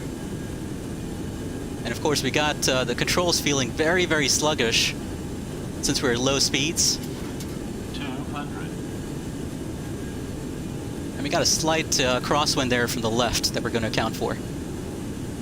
Winds, I think, we're 170 at 10 knots. But we're doing pretty well. Right on glide path there. 100. 50. 40. 30. 20. 10. Touchdown. Reversers deployed.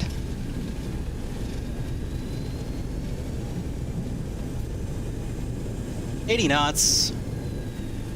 Out of reverse, and unfortunately we're not going to be able to make that taxiway there, but we'll take, what was it? The next taxiway that we can. This one right here. We'll take Foxtrot. Fantastic. Okay, let's retract the speed brakes there. Let's take Foxtrot here to the right. All right, welcome to Washington National Airport, ladies and gentlemen. Super fun approach in the 727 for sure. That certainly kept me on my toes. Literally kept me on my toes, actually. I was pretty active on those rudder pedals. Beautiful views of Washington Monument and the National Mall over there. And I'm not sure, how well does ChasePlane, or not ChasePlane, but how well does the XPlane replay system, for those of you that own the Flyjsim 727, how well does it play with the Flyjsim 727? I'm curious, because if I start cleaning the aircraft up, will it automatically configure the aircraft for landing and everything during the replay, or is that something that it won't do? Not sure. I'm going to assume that it does. I think the Flyjsim 727, right? If I remember correctly from the description, they said that it works pretty well with the replay system. So let's make that assumption. We'll retract the flaps here, get the speed brakes up, turn off those landing lights, and turn off the strobes. And we'll check out some replays after we get to the gate here. So I only have the runway turn-off lights and Actually, you know what? Let's turn here. So we only have the runway turn-off lights and taxi light on there. And I'm going to get that off in a second. And we'll park here at the central concourse. We're actually Terminal B. Terminal B is what we're going to park at. Or not. Actually, you know what? I'm going to go park closer to the control tower. So we'll park at Terminal C, the central concourse. And I'll catch up on chat here in a second. But I already love what David Dempster says about a good workman always blaming his tools. There you go, David. That is the kind of reasoning and logic I like to see. Totally. I totally agree with that. A good workman should always be blaming the tools, his tools, right? So there we go. That's pretty funny. Actually, before we taxi in, let me go ahead and get my turn off and taxi lights off so that I don't blind anybody on the ramp. All right, let's go ahead and taxi on in here. James 2 says XPlane normally saves the flaps and speed brakes. Okay, that's good to hear. Yeah, so if I need to get the landing lights, turn off lights on, strobes on, etc. for the replay, I can do that. Okay, there's the control tower straight up ahead. We'll park at this gate off to the right. And I don't know if the auto gate will work here, so the gate will probably not dock, but that's fine. Unfortunately, with the Flyjsim 727, the doors are not modeled anyway. And the cabin interior is not modeled either, unlike with the awesome Flyjsim 737. But it's still a pretty good add-on nonetheless. Okay, let's just taxi on in here.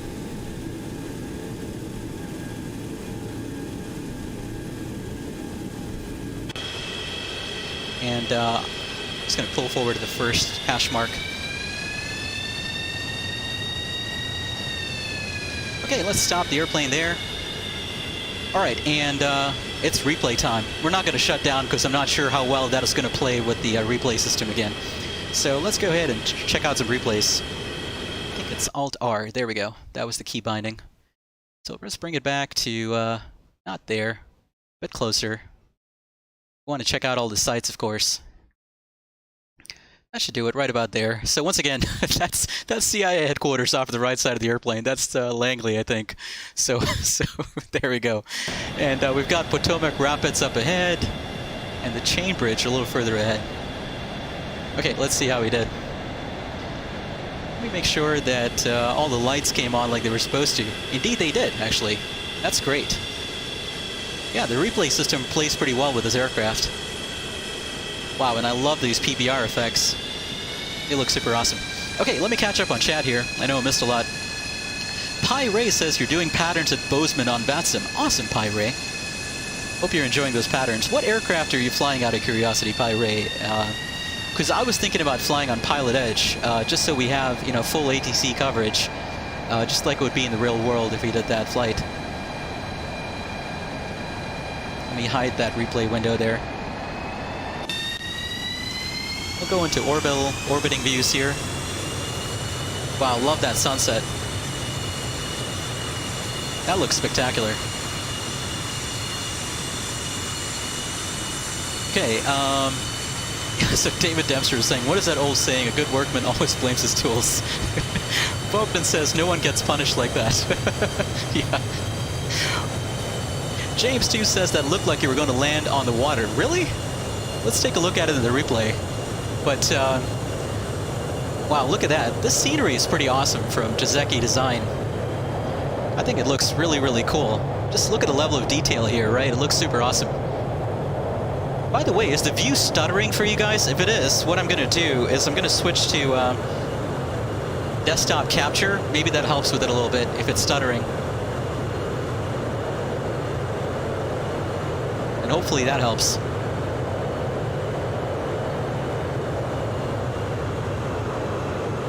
Wow, look at this. This just looks absolutely spectacular. So I've switched to desktop capture. Hopefully that helps a little bit.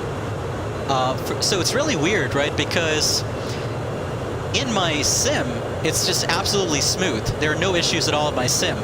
But when I'm capturing it in Streamlabs, from the XPlane game capture mode, that's when I have issues. let me back up here just a little bit. Whoops, not that much. Okay, there we go. Not quite sure. I'm just going to let the scenery load in here in a second. Just give it a second here. All right, but yeah, so that was kind of weird. It was desktop capture. It was stuttering all the way, says James 2. I'm sorry to hear about that. That really sucks. I don't know why that's the case, because you know we've done game capture in previous streams on XPlane 11 before, so I don't know if it's something to do with the latest graphics cards update, driver update, or if it's something to do with the latest Windows update. So I've seen this in other streamers as well, right? So XPlane 1972 had a serious issue with stuttering as well on one of his streams recently. So I don't know if maybe I've caught that bug as well on my computer because of the latest Windows update. So what I've done is I've just gone to desktop capture here, and obviously there's no more problems. I should have just done that earlier, actually. But anyway, let's resume the replay here. So there's Arlington, Virginia off the right side of the airplane. You've got the Pentagon, Pentagon City, and Crystal City off of the right, even further on, closer to the airport. You've got the Key Bridge below us, and the infamous Watergate Hotel, of course, side of the eponymous Watergate break-in way back in the day. Straight ahead, the Capitol Building, Washington Monument, Arlington Memorial, and Roosevelt Memorial bridges here. Boy, this is a spectacular approach for sure. We're going to take a look at some big views for sure. Let's do a flyby here.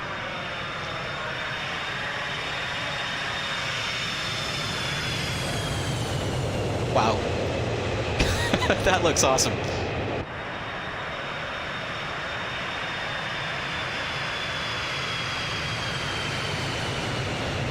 There's the Capitol. There's Capitol Hill, the Jefferson Memorial there, and the forgot what it's called exactly. The title something. But anyway, this is pretty spectacular. Okay, coming up on these bridges here, initiating that final turn. Super low to the ground. Loakstar, hey, good to see you. Hope you're doing well, Loakstar. River visual indeed. In the 727 from Flyjsim.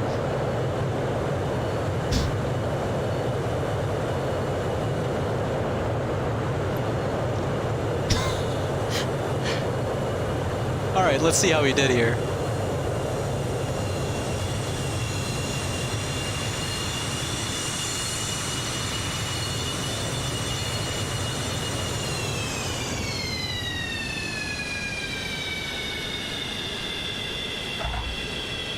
Alright, did okay, I think. The sound it made wasn't very good, but I think I did okay. I don't know. I mean, I had a slight crosswind, so I figured, you know, a firmer landing was probably better than a soft landing, so anyway, it was okay. Alright, let's go back to this. Let's do a tower view, and then we'll do a wing view. Whoops, oh my god, bringing it far too far back there. There we go. Let's go to tower view. Let's hide that window. And let's zoom in.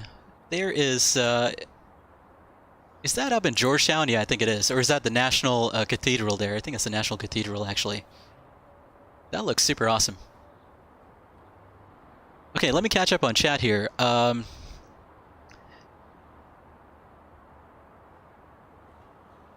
Yeah, thanks, James 2 and David. Yeah, it worked out pretty well. I like that approach for sure. And I love how James 2 said it was stuttering all the way, actually, but you never said anything.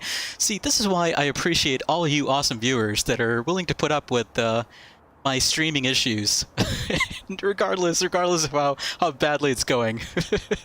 But if you let me know about the stuttering, I probably could have switched the desktop capture scene earlier. That's too bad that you let me know kind of after we already did the full approach and landing. But at least you get to see the replays without stuttering, hopefully. Wow, look at this. It just looks spectacular at sunset, doesn't it? And you've got the Washington Monument there. There's the Jefferson Memorial again. Wow, look at this. This approach is just simply stunning. Don't mind the reflection bouncing up and down there. I don't know what's going on. I don't know what's going on. But wow.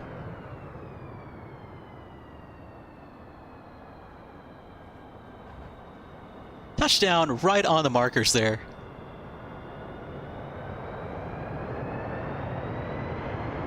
And you can hear the sound of those engines. That's spectacular.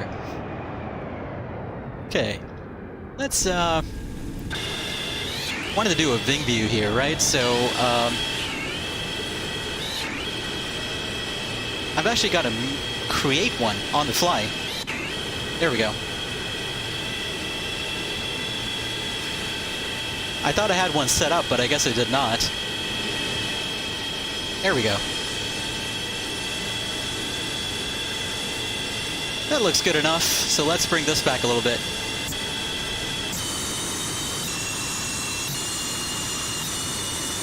Okay, so let's do this view here.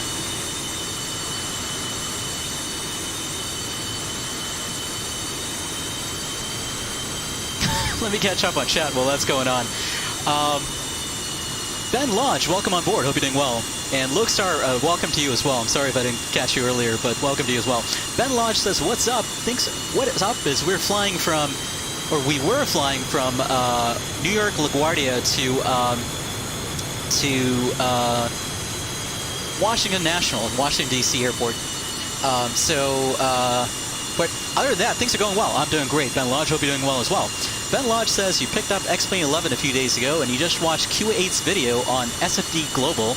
You couldn't help but pick it up. It looks amazing. That's awesome, Ben Lodge. I hope you're really enjoying your time with XPlane 11 for sure. And out of curiosity, what did you have before XPlane 11? But I'm glad you're liking it so far. That's super awesome. Bogdan says smooth like butter in a pan. Well, that's exactly what we like to see in here. Awesome. Lokestar says we're doing back-to-back streams, so you heard. Yes, indeed, we are, Lokestar. We're doing a flight right after this, going from Bozeman to Glacier Park, back in the good old Learjet 35 that we were streaming in on Wednesday. So if you remember, we flew from Spokane to Bozeman in the last flight, so we're going to continue that flight from Spokane, going to Glacier Park this time. Wow, look at that. There's the Watergate Hotel. We've got the Lincoln Memorial down there. Wow. There's the reflecting pool. The World War II monument there. Washington Monument. Capitol Hill there. Jefferson Memorial. Wow. What an approach. If you ever fly to Washington National in real life and you happen to be lucky enough to get the river visual, make sure you're sitting on the left side of the airplane. These views are just stunning.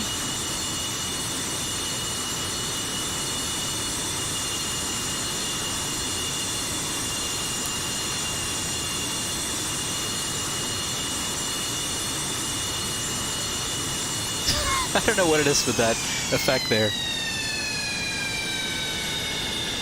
I think I started my flare just slightly early, but we did okay. Not too bad at all. Speed brakes coming out. Full reverse. Love that heat blur effect. That looks awesome. Okay, I wanted to do another replay, except I wanted to do it in this view right here. So let's do one quick replay in this view. Oh yeah, that's what I want. This looks good. Let's bring it in. Actually, let's bring it back a little bit. There we go. There.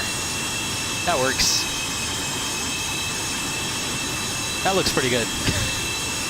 That way we can see how rough that landing really was, right? Or not. Okay, let me get back to chat here. Bogdan says, even the reflections are partying for that amazing landing. There you go, Bogdan. That is the right kind of thinking on this stream. The reflections were not what do you call it, glitching, right? That was not a glitch. That was a feature. They were partying because they enjoyed the nice landing. I like that kind of thinking.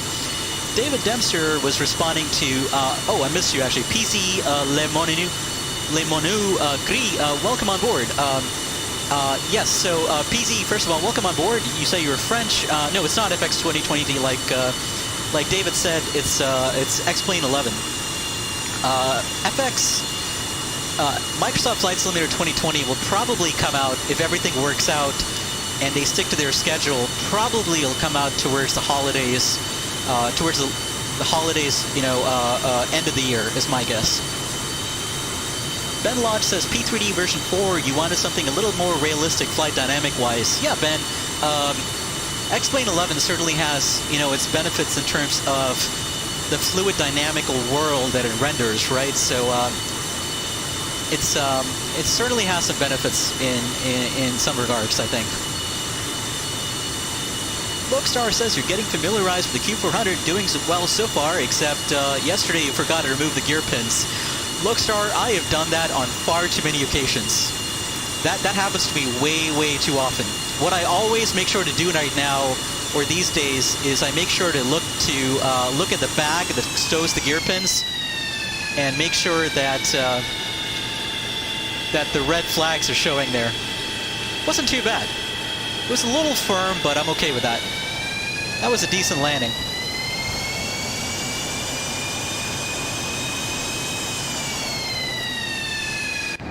Okay, what I'm going to do next is I just wanted to do a quick flyby view right on landing here.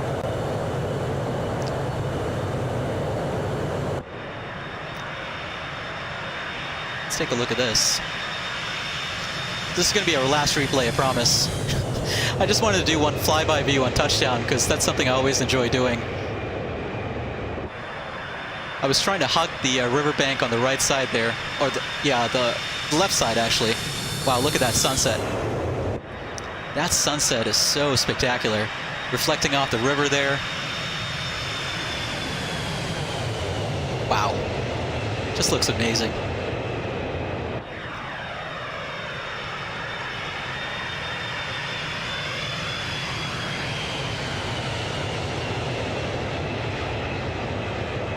Wow. Just amazing.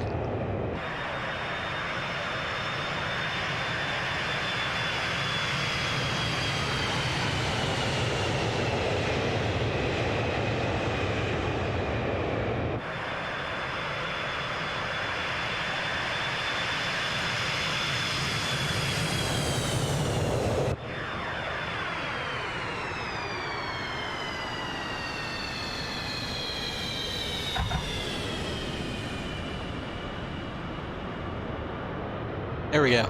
Okay. Awesome.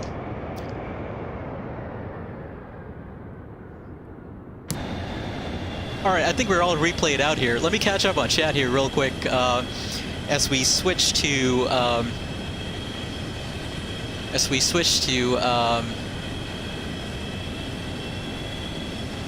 P3D here. Let me switch to the Be Right Back screen here.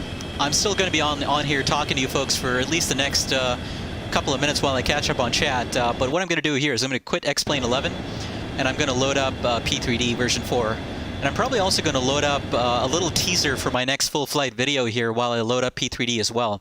So you guys can see a teaser for my new video that's coming out today featuring a flight from Phoenix to Burbank in the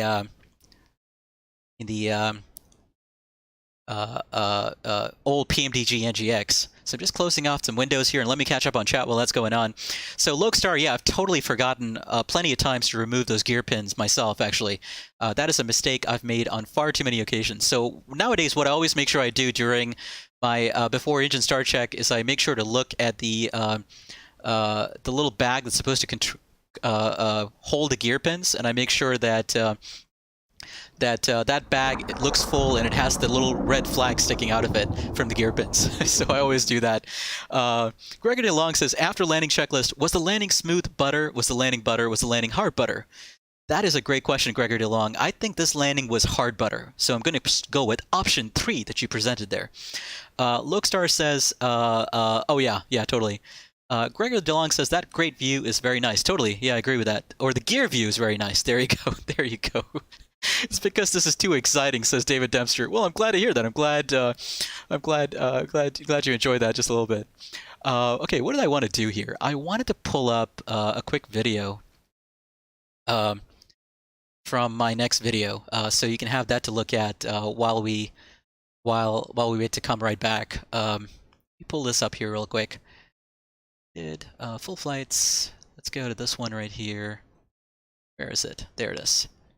Okay, so what I'm going to do here, I'm going to step away for a few minutes while I refresh my cup of coffee, and this is just some cinematic shots from the cruise going between Phoenix to Burbank. This video will be released later on this afternoon, but I figured, as opposed to having you folks wait for the full video, since we're waiting anyway for P3D to load up, it's going to take about 5 to 10 minutes for the sim to be fully loaded up and set. I'm just going to have this video run in the background. That way you can watch this, and once this is done, we'll then probably still have a couple more loading screens to deal with before we can go to P3D. But we'll do this here real quick. Give me a second. I want to go to P3D. Go to Be Right Back. There we go. Okay, so we'll stick with that. And let me go to desktop capture scene here. Okay, Lokestar says, that's what happens for not reading the manuals. There you go, Lokestar. Okay, let me go ahead, and I'm going to play a little snippet of this video here. I'm going to get myself a cup of coffee, and I'll be right back in just a few moments here, ladies and gentlemen. I'll be right back. This video, or this clip at least, should last about 5 minutes or so. But once this is done, we're probably going to have a little bit more loading screen to deal with in P3D as P3D loads up. But once we're done with that, in about, let's say 5 to 10 minutes from now, we should be all loaded up in the sim in P3D, ready to go. So let me go ahead and play this here, and I'll be right back in just a few minutes.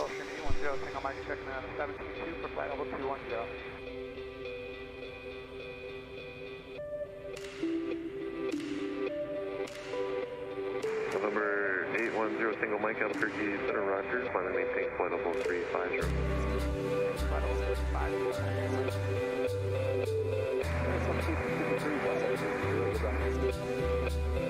That's 1653 Albuquerque Rogers,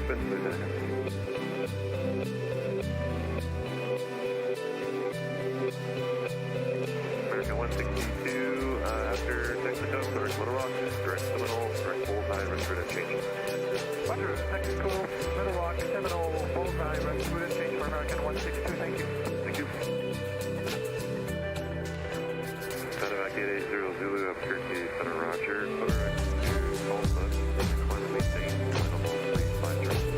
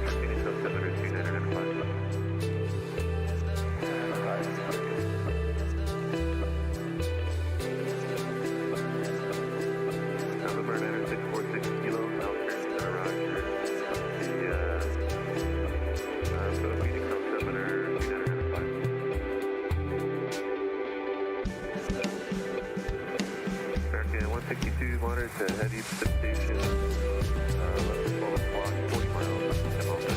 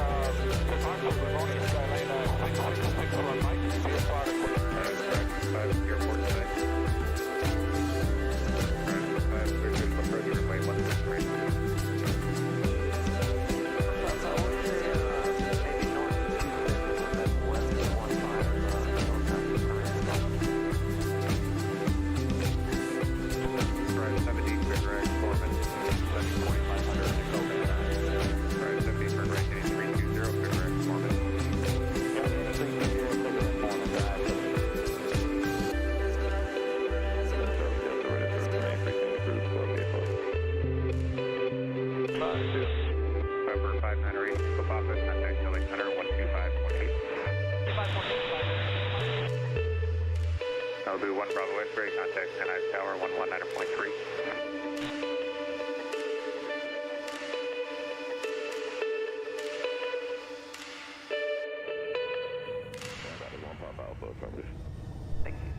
Okay, folks, I'm back. Let's go ahead and stop that video there. So that was just a quick snippet of our Phoenix to Burbank flight that I'm going to be releasing as a full flight video later on today. So Orbx released this fantastic scenery for Orbx Burbank, I think a couple of weeks ago, and I've been having a lot of fun playing around with that. Of course, in P3D version 4, you do have the typical Orbx stutters and everything, which kind of sucks. But hey, what can you do? Okay, so one thing I'm going to do here real quick is I'm going to let's go to the P3D. Actually, you know what? I'm just going to leave it on my desktop here for now temporarily, so I can show you what I'm doing. So I have to load this up in the sim here. I don't think I've shown you folks this before on stream, but let me do that real quick. So let me load this up, and we're doing 9025 Delta Mike today, not 354 Charlie Lima, which I had a lot of trouble pronouncing last time. And let's change airport. Let's go to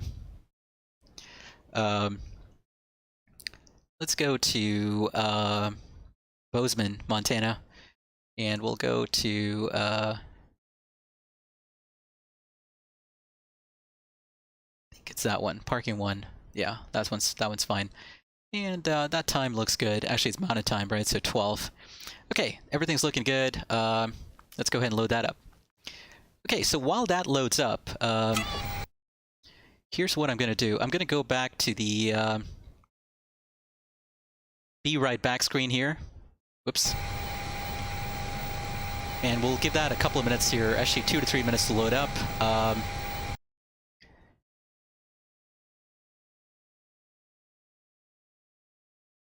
And let me catch up on chat while that's going on. Juan Mendez, we're flying the Flysimware Lear 35 from, what's it called? From Bozeman, Montana to Glacier Park, Montana on Pilotedge. So while this is going on, let me go to my Pilotedge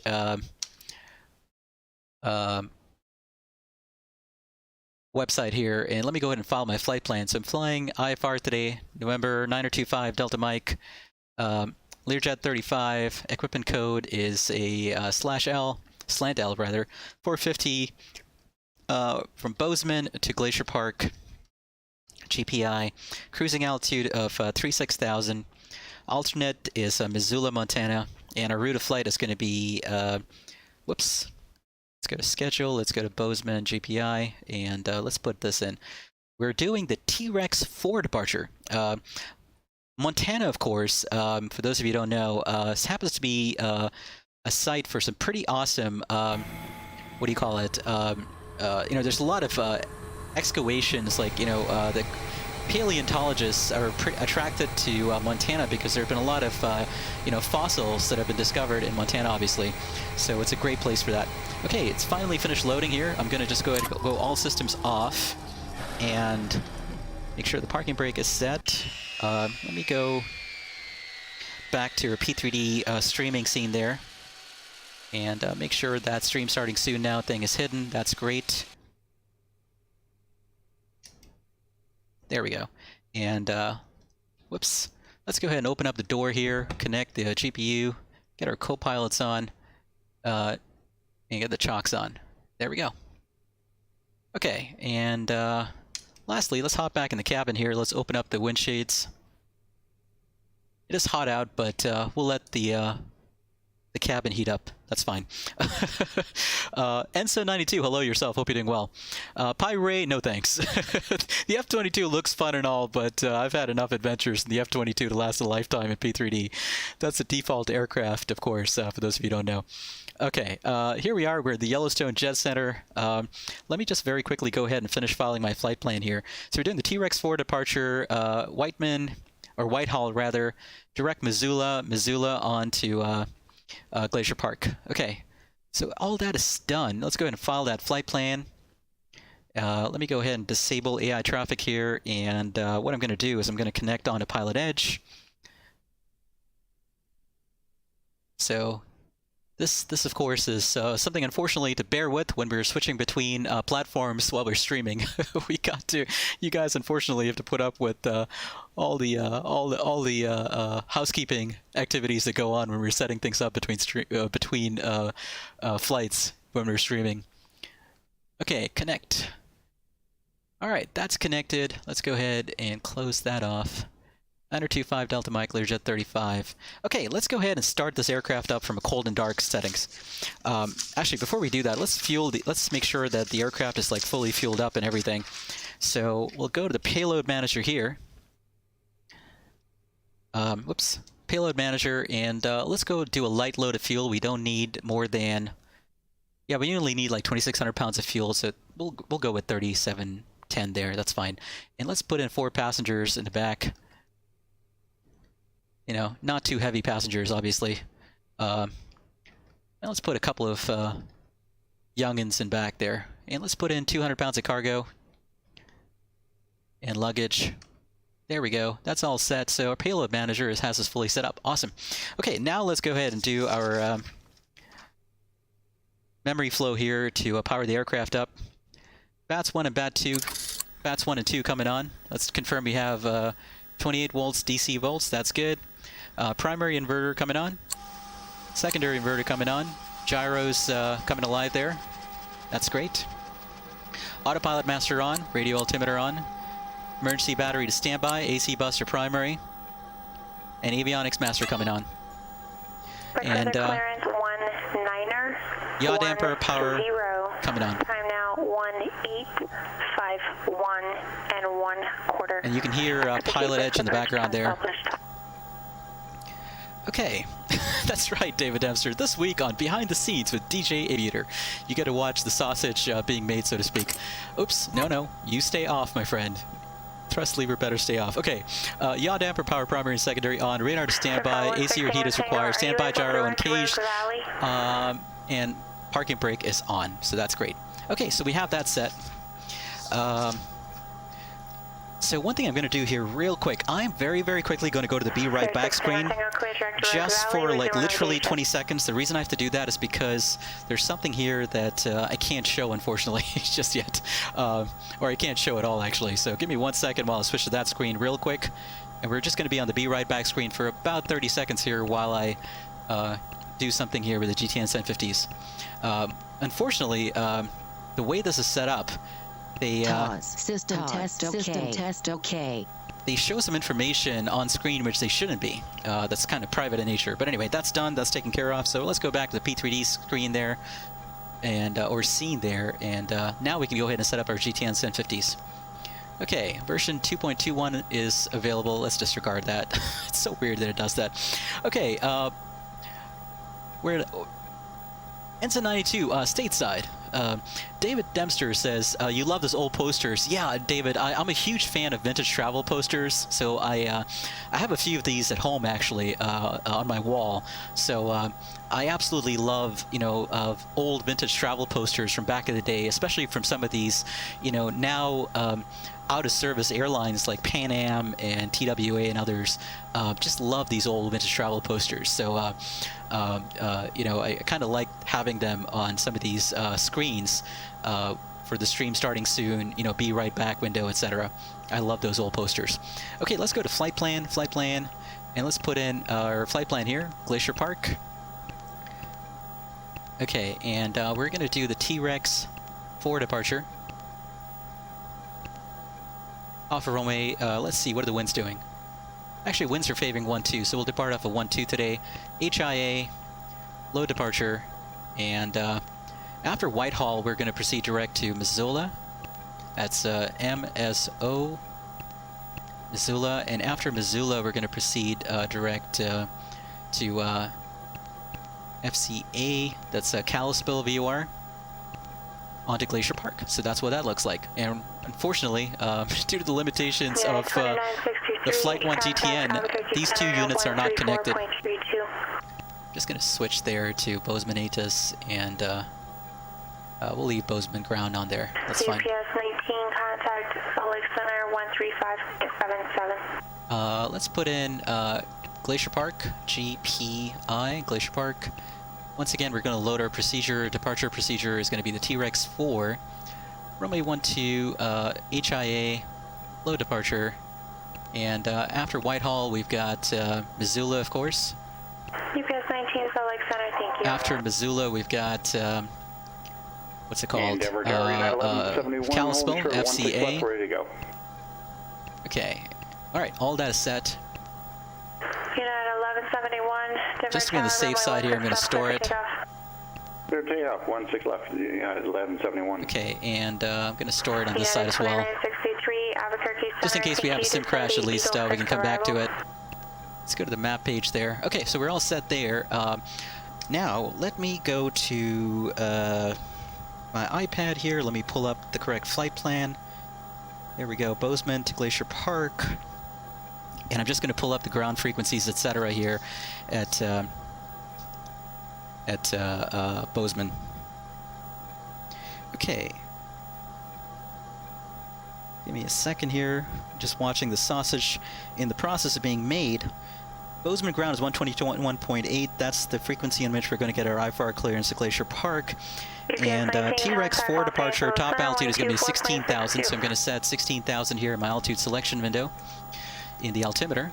16,000, that's set. And we're all good there. Okay, let's go ahead and pick up our IFR clearance here to... Actually, one second. Always want to make sure I set something I have a tendency to forget, which is the pressurization system here. 36,000 feet is going to be our cruising flight level, so very important to set that. Nav lights on because we had electrical power being connected to the aircraft. And before we pick up our IFR clearance, let me quickly catch up on chat here. AJL15 November. AJ, good to see you. Hope you're doing well, AJ. Good afternoon to you as well. Thanks for hanging out with us today.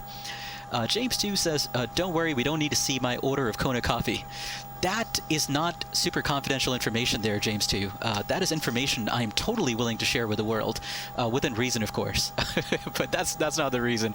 It's because these GTN 750s actually, from Flight 1, contain some private information regarding the license and things like that. I don't know why it always displays that whenever it loads up. It's so stupid because I don't need that information, but for some reason there's always this flashing message window that comes up, and the first thing that shows up is the license information, which I don't like because, you know, if you're streaming or doing a video, that information, you know, can be a privacy issue. But anyway, that's done. James 2 says, an endless order with same-day shipping. There you go. Exactly. That order would be obscene. It is obscene. The amount of money that I spend on coffee a year is something that I don't even want to look at. It's a lot of money. It's far too much money. Okay. Let's what I want to do here. I wanted to pick up my IFR clearance. Let's go ahead and do that. Just going to very quickly jot a couple of things down here. I'm doing 9025 Delta Mike. And craft 1171, good day. Glacier Park via the T-Rex 4 Whitehall transition. Alright, let's go ahead and pick up our IFR clearance here.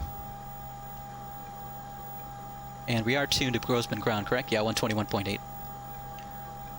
Bozeman ground, good evening. Learjet 9025 Delta Mike. Actually, stand by, we'll get back to you, sorry. I forgot to pick up my ATIS. let me go ahead and do that real quick.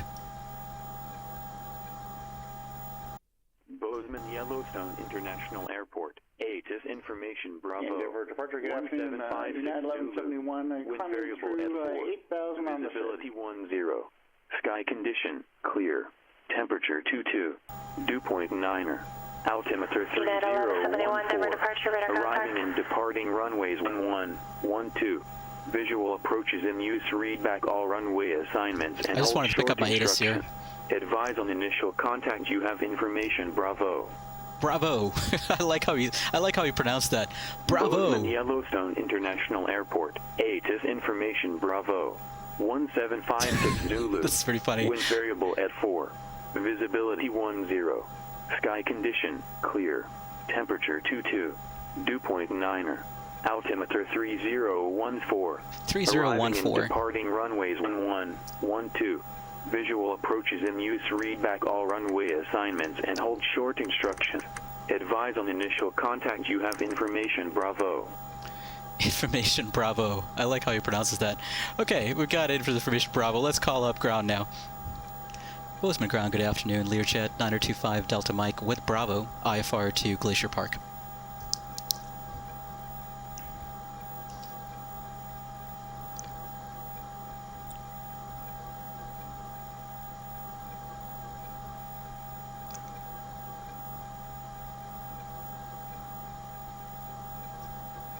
United 25 Delta Mike, Bozeman ground, clear to Glacier Park Airport, T-Rex for departure to Whitehall transition as filed, climb via SID. Expect flight level 360, 10 minutes after departure. Departure frequency 118.907, squawk 6343. Clear to Glacier Park via the T-Rex 4 departure, Whitehall transition, then is filed. Climb via the SID. Expect 360, 10 minutes after. Squawk, departure 118.907, squawk 6343 for Learjet 9025 Delta Mike. 05 Delta Mike, read back correct. Expect runway 12. Lear 9025 Delta Mike, thank you. Okay, 6343. 36 Echo, contact Phoenix approach 13. On the transponder code, departure frequency is going to be 118.907. Let's set that in standby, COM 1. And we've been instructed to climb via the SID, 16,000, so that's set there in the altitude selector box.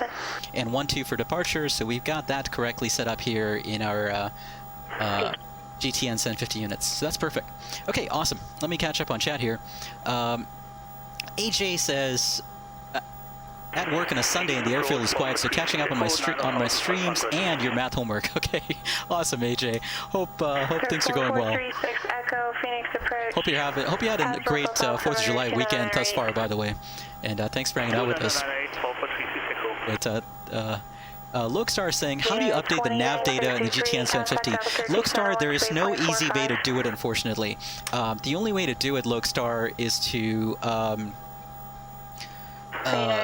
when there's an update push for the Garmin trainers from Garmin itself, Garmin may or may not update the database. So if they update the database in the GTN trainers, that's the database you can. That's the only database you can use, unfortunately. Navigraph does not have the ability to push their data into the GTN 750 units. Because that database comes from the from Garmin itself for the Garmin trainers.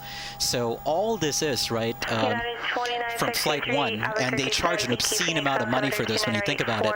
All this is Flight 1 essentially creating a template for you to get the Garmin trainer shown in your aircraft. That is really all it is. And they charge quite a lot of money for it, but they're not simulating the Garmin trainers or anything like that. This is all the stuff you see here is from Garmin. The only thing that Flight 1 has done is essentially create a template that allows the aircraft to hold these two units. That's really it. So there we go. Pi Ray says you have to look into Pilotedge, but you're too distracted watching, I'm assuming you're saying DCS videos, right? Yeah, there you go. Pilotedge, it's an acquired taste for sure there, Pi Ray. It's not necessarily for everyone, you know, it's an acquired taste. Gregory DeLong says your dog just ran into your room and scared you. Okay. Dogs can have a tendency to do that. I can totally imagine. Depends on the dog's temperament and things like that, right? Gregory says, is this the same ATC from last flight? Yes, it is. I recognize the same controller's voice from our last flight. So that's her. By the way, totally should have mentioned this earlier. This scenery, right, that we saw a little bit off at dusk last time, it just looks absolutely spectacular at daytime, right? Just look at that photoreal scenery. That is spectacular. This just looks absolutely gorgeous. Deserves a screenshot right there. Okay, let's go ahead and do our departure briefing here with our co-pilot. Actually, we don't have a co-pilot because I don't use because we don't have FS2 crew for the Learjet 35. So I'm just going to be doing this departure briefing with myself. But anyway, are you ready for the departure briefing? Indeed, I am, because I have nothing else to do right now. So this is going to be a standard left seat takeoff, flaps 8 degrees, rotate at about 130 knots, and we're going to climb out at about 160 knots or so to acceleration altitude, and then climb out at 250 knots. And we're located at the Yellowstone Jet Center here at the ramp, and let's brief the taxi route and everything here real quick. Just give me a second to pull this window up here. Navigraph charts, just give me a second to pull all this up. Bozeman to Glacier Park, and I want to pull up the airport chart there. Okay, and let's pull that up. All right, give me 1 second here to whoops. Wanted to go to that thing on my iPad, and we'll go to desktop recapture scene, or desktop capture scene, rather. God, I'm having a hard time pronouncing things today. Okay, so here we are at the Yellowstone Jet Center, the General Aviation ramp, and we're going to taxi to hold short of 12, quite likely via Alpha, actually just Alpha, all the way to hold short of 12 at Alpha 5. During the departure, any malfunctions before V1, such as engine failure, fire, loss of control, aircraft unsafe to fly, I'm going to call stop to reject the takeoff. We'll brake, exit off the runway if able, and advise ATC. Any malfunctions after V1, we're going to continue the takeoff and deal with the issue in the air. Pending that, we're going to be departing via the T-Rex for our nav departure today off of runway 12. Procedures to climb on a heading of 123 to 4,980 feet. Then a climbing right turn direct to Gallatin. Then on track 266 to cross Rancor at or above 8,000. Then on track 266 to T-Rex. And from T-Rex via the Whitehall transition, we'll maintain 16,000 feet. And we'll expect final altitude of 36010 minutes after departure. RNAV1 and GPS required. Big Sky departure is on 118.975. We have that programmed into standby COM1. And this SID does require standard takeoff minimums with minimum climb of 290 feet per nautical mile up to 15,000 feet. MSA's looks like 12,300 feet in this circle around the airport here. I think it's a 25 nautical mile circle. But other than that, winds are relatively calm, variable at 4 knots. So no real special considerations beyond what's listed here or what we've already discussed for this departure. So that's it for our departure brief. Let's go ahead and hide that window. And we can go ahead and start the aircraft up here and get going shortly. AJ says the 4th was good, but no late-night fireworks since you had to be into work at 7. Yeah, I can totally understand. There weren't too many places in the country, where there were actual sort of like, your typical regularly scheduled fireworks events, right? That most cities would organize due to the COVID thing. I think most, especially with the rising number of cases in the U.S., it sounds like most cities just did not want to encourage large gatherings of people, and so any fireworks that went on last night were essentially, stuff that was done in private by people. Unless you were in Los Angeles, where it sounds like, things were kind of crazy. A bunch of people just started setting off fireworks all over town, apparently. Just crazy. Okay, let's go ahead and get the door closed back here. We're ready for departure here. Door being closed. Let's latch the lower door first. Run the motor there to seal the door. Say again, departure, and claim we can chain 10,000, squawk 7317, November 4 Charlie. Let's latch the upper door, Charlie, my US-783 departure. run the motor again, 73, and let's go up front here. November 4 Charlie, Lima. Read back, right.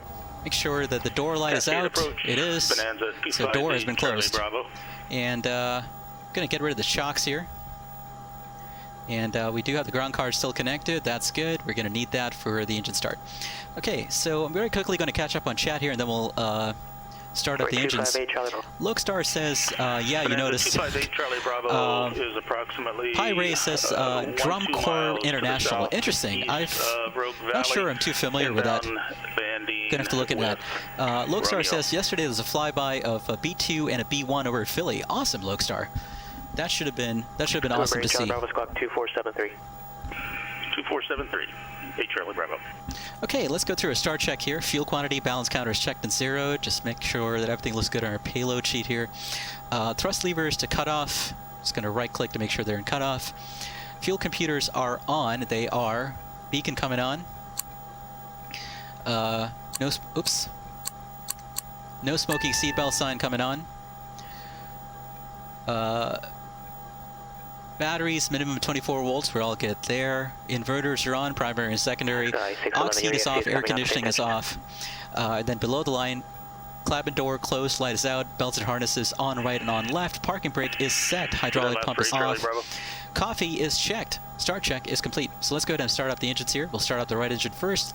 Let's go ahead and move our start gen switch into the start position on the right engine. There's turbine speed, N2 coming up. 10, 11, 12, 13. Let's go ahead and move the fuel or the thrust lever into the idle detent there on engine 2. Fuel flow, oil pressure, fan speed, turbine temps. Clear to the Siskiyou Airport via flight heading 140, call me maintain 9,300. Engine stabilizing there. Ignition coming off. Good start on number 2. Let's go ahead and start up number 1. Start gen switch into the start position once again. Turbine speed coming up. 7, 8, 9, 10, 11, 12, 13. Thrust lever to idle. Turbine temps. Fan speed. Medford Tower. Oil pressure coming up. 258 Charlie Fuel flow. Entering left downwind runway 14. Or 258 Charlie Bravo for tower, left downwind runway 14 approved, and runway 14 clear line. Right, left downwind engine stabilizing there. Approved, clear to land 14 Charlie Bravo. Got it at 2963, got it Phoenix 128.65. And it looks like a good start on number 1 as well. Let's move the start gen switch into the gen position. And looks like we had a good start on both engines. Awesome. Pitot heat's coming on. And we'll leave the stall warning off for now until we get to the runway. Let's go flaps 8 there during the taxi. Let's get the taxi light on. And we'll call up ground here and request the taxi. But first, let's go to the altitude reporting, mode C there. And I'm going to do that in my Pilotedge window as well. There we go. Phoenix approach, good afternoon, United 2963 information, Lima 16000. And I'll request taxi here in just a couple of minutes, or just a minute when I can get a word in edgewise. That sounded like Captain Canada on channel. Correct me if I'm wrong, but that sounded very, very much like Captain Canada. Right now. Okay, visual approach 25 right for United 2963. That sounded like him, didn't it? I don't know. Where's Captain Canada off to this afternoon? Lokestar says, quite the sight to see such a strange-shaped aircraft. Yeah, totally. I can imagine that with both the B2 and the B1. Boki, welcome on board. Good evening to you, or good afternoon to you. Hope you're doing well. Welcome on board. Okay, let's go ahead and request our taxi clearance here. 2963, turn left heading 180, vector to final, descend to maintain 8,000. Actually, let's do it before taxi check. GPU is disconnected. 180, 8,000. Generators are online. Started disengagement lights are out. Fuel computer checked. Spoiler on. Let's go ahead and extend it real quick. Spoiler light there. Let's go ahead and retract them. Spoiler light going out. Anti-eye is checked. No smoky seatbelt sign is on. Windshield heat checked. Gyro flags are clear on the right, clear on the left. Hydraulic pressure is checked. Let's get the cabin air on there. Circuit breakers checked, right check left, parking brake released, and taxi check is complete. Let's go and request our taxi clearance here.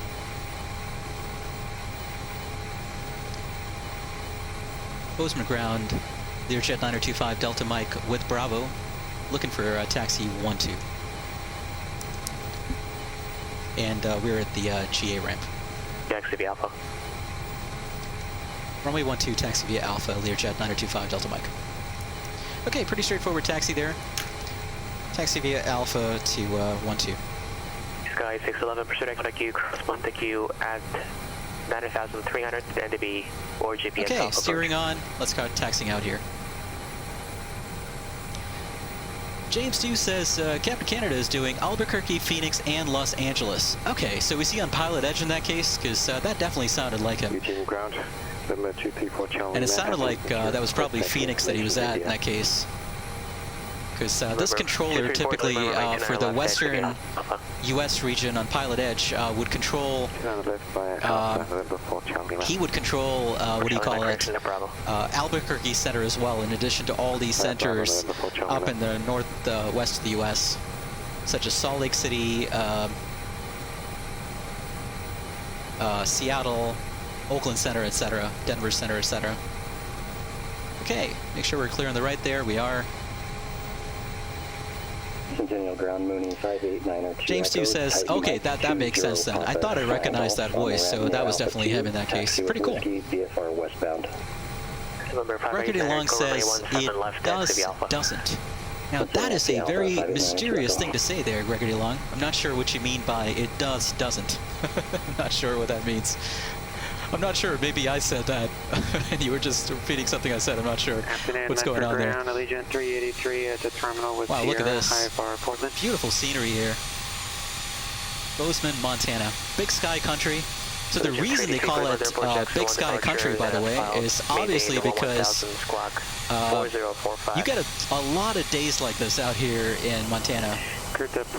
Just absolutely beautiful clear skies, and besides the mountains, it's nothing but sky from horizon to horizon. So just absolutely beautiful. Seattle approach, November 3506 Tango, IFR flight plan on file.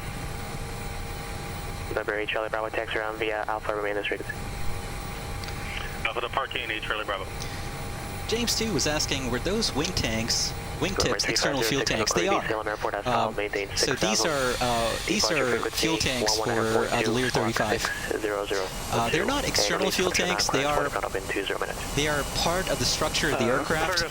So unlike like a military jet, right, where you have tip tanks that can be removed from the aircraft, on this aircraft, the tip tanks are actually integral to the design of the aircraft and integral to the wing structure. So you can't really remove these tip tanks. They're on there permanently, and they do store a fair amount of fuel during any flight in a Learjet 35, is my understanding. Yeah, they're fixed, absolutely. Yeah, it's a really interesting design choice for sure there, James 2. So obviously this is based on the original Lear 23. And the design of the Lear 23's wingtip tanks were based on the, what do you call it, the tip tanks from a Swiss fighter jet, or at least a prototype fighter jet design called the P-50.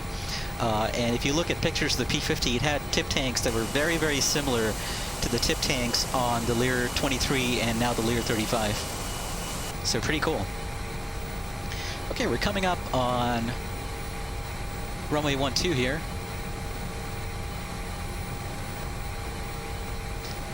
EPS 19 operator descend via the Bruiser 1 arrival, runway 26 transition, Phoenix altimeter 2984.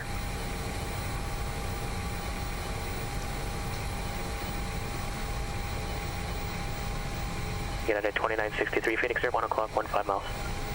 We got her in sight, 2963. Get out at 2963, clear visual approach, runway 25 right. Clear visual approach 25 right, United 2963. Delta 679, contact Seattle Center 125.1. Oh, gotcha, Gregory. Okay, all right. Wasn't sure exactly, but gotcha. Okay, we're going to hold short at 12 here and then do our before takeoff checklist.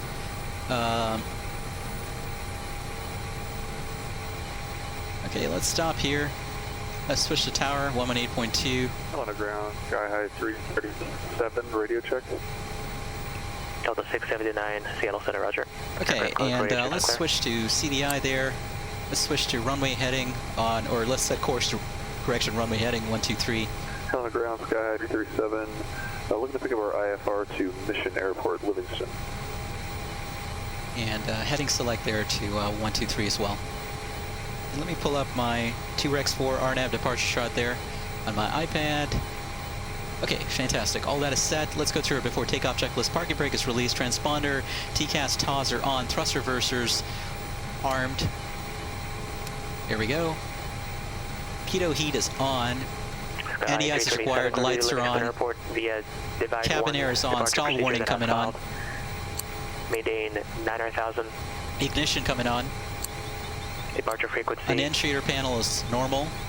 Departure runway 12 verified. Bugs are aligned. Before takeoff checklist is complete.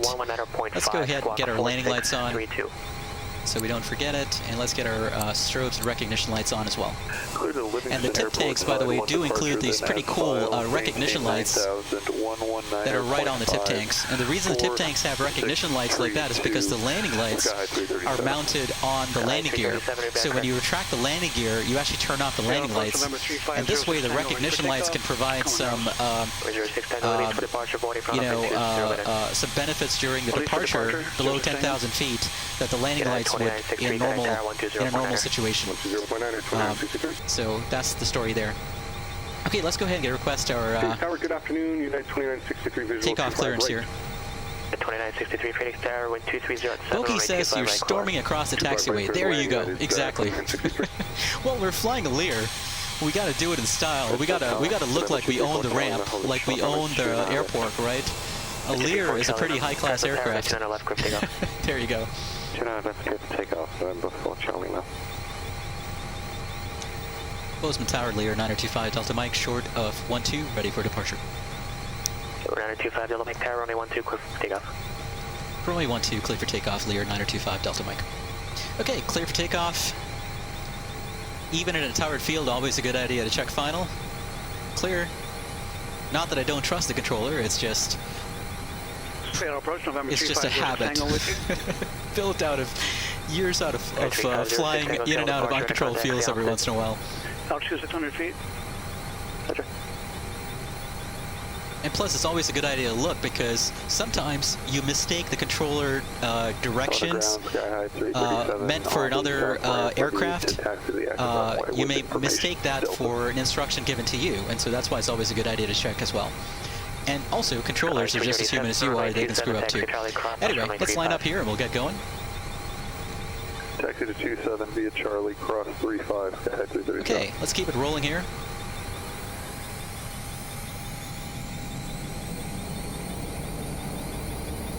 That's at approximately takeoff power there. Going to be a nice long takeoff roll here at this pretty high elevation.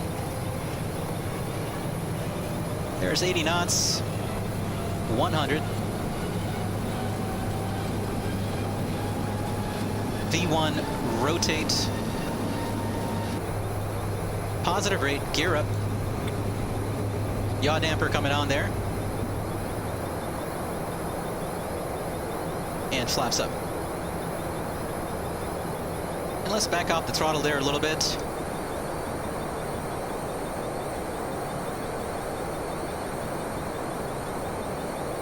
And we'll accelerate to our accelerate 250 knots. Let's engage the autopilot.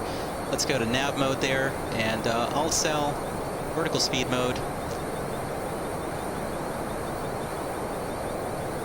And we're turning right now towards Gallatin and then onto Ranker. Vertical speed mode again. Okay, awesome. Let's turn that course there to heading our course to 204. Lots going on district departure. Okay, thrust reversers disarmed. Delta Mike on departure. Contact departure, Lear 5 Delta Mike.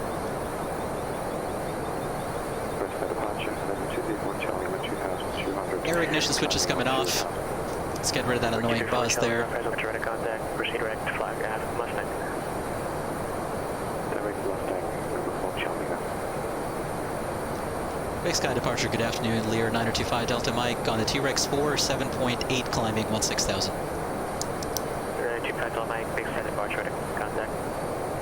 United 2963, trying to be at Delta remaining. Okay, radar contact with Big Sky departure. And sorry I didn't give you any external views during the departure, but here we are climbing out. Beautiful views here in Big Sky country.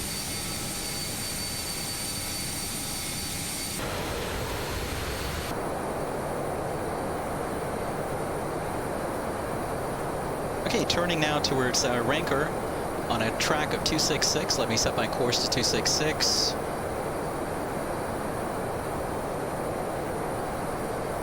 Pi Ray says it's a great habit to keep. Absolutely, Pi Ray. David Dempster, you're referring to this gauge up here. That's a very good question. It's actually an angle of attack indicator. So if you're in the green, you're okay. If you're in the yellow, that's the cautionary arc. That's pretty close to stall.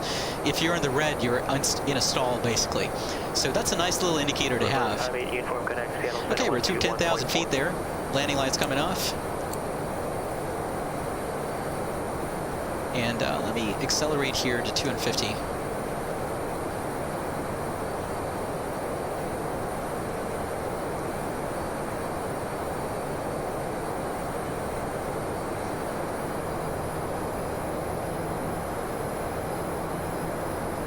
There we go, speed mode. Okay, so essentially, let's see if I can find a view that works. So you see this little, so you see the Rosemont pitot static head there, right? So this is a pitot static head, pitot tube on one side, the static port is on the other side.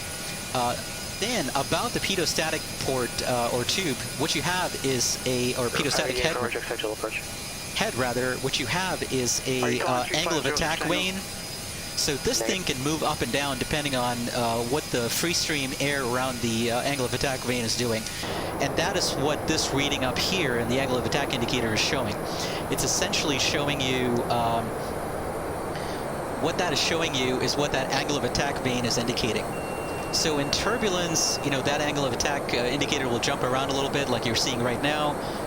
But that's what that green, yellow, and red indicator up there is. That's the angle of attack indicator. Salt Lake Center 133.4, Lear 9025 Delta Mike. Okay, Salt Lake Center 133.4.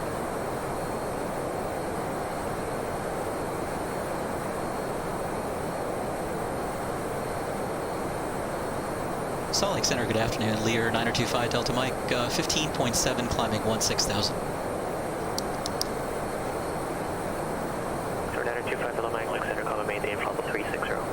Climb maintain flight level 360, Lear 9025 Delta Mike. 337 or 27 on November 4 Charlie Lima, contact Oakland Center 125.75. Okay, up to your cruising flight level at 360. Let's increase thrust here, and we'll keep our climb going all the way up to 360. Awesome. Okay, let's go through our climb check here. Landing gear is up, yaw damper is engaged. Thrust reversers are off, flaps are up, verified. Pressurization, let's check that to make sure the pressurization system is working, doing what it's supposed to. Indeed it is. Ignition is off, landing taxi lights are off. Autopilot approach light is out, hydraulic pressure checked, looking good.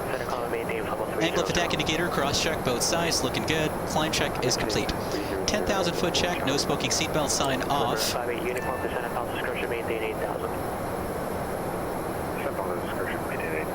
And 10,000 foot and pressurization, once again, let's check that. 10,000 foot check is complete. Awesome. 975, it's about 20 miles east of Dalhart, BR, level 220. Oh boy, we're climbing up at far too high a rate of speed there. I meant to climb out at 250 knots. I don't know why it climbed out at about 300 knots there. We're getting pretty close to Barber Pole, in fact. I don't know what happened there. Okay, coming through transition here, 18,000. Altimeter's reset 29902. Let's do our transition check. 29902 set and cross checked. Recognition light coming off. Air conditioner checked. Oxygen pressure checked. And transition check is complete. Okay, we'll climb out. at 250 knots, so I want to get back up to 250 knots here. Let's go back to vertical speed mode there. GPS 19, contact Phoenix approach 128.65. I don't know what happened there. I wasn't paying much attention to the airspeed indicator going through the checklist. I thought I had speed mode engaged in the climb. I thought I was going to maintain 250 knots in the climb, but for some reason it didn't. That's because it probably thought we were leveling off at 16,000. That's fine. Okay, there's 250. Back to IAS speed hold mode there.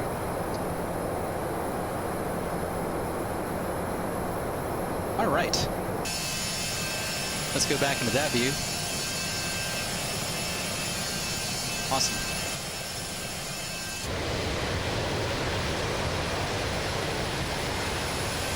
Gregory Long asked, does the airport we're flying into have anything special like a short runway? Not really, Gregory. It's actually got a 9,000-foot runway, but it's at a pretty high elevation. Actually, it's not that high. It's about 3,000 feet high, so it's not even that high. So nothing really. The only thing that's spectacular about this airport we're going into is the terrain that's around it. So if we have to land on 2-0, we'll be coming pretty close to some high terrain, and that should be spectacular and awesome. But other than that, you know, not a whole lot about this airport that's challenging, really, when you think about it. If that's what you're asking. GPS 19 Heavy, expected approach runway 25 left.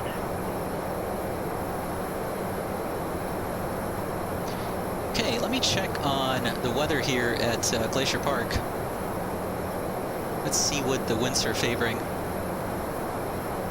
That way I can give the controller an approach request when he asks me if I have one. Winds are out of the south, actually, 140 at 7 knots, southeast. So we could actually land on 2-0, so we might request the visual approach runway 2-0 because it's clear skies. So that's what we might end up doing, actually. Sky 337, Helena, sure. Call maintained 11,000 across the Helena board deck.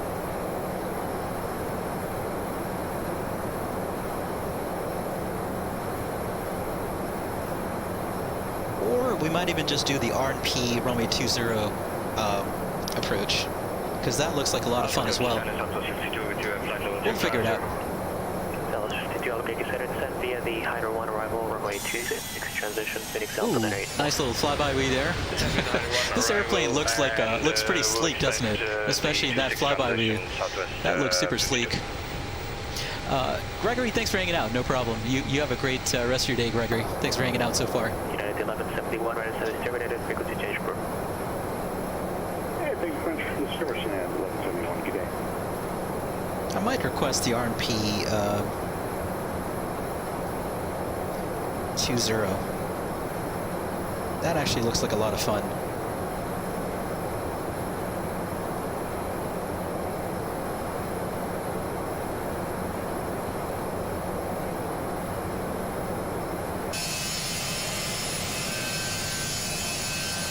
Anyway.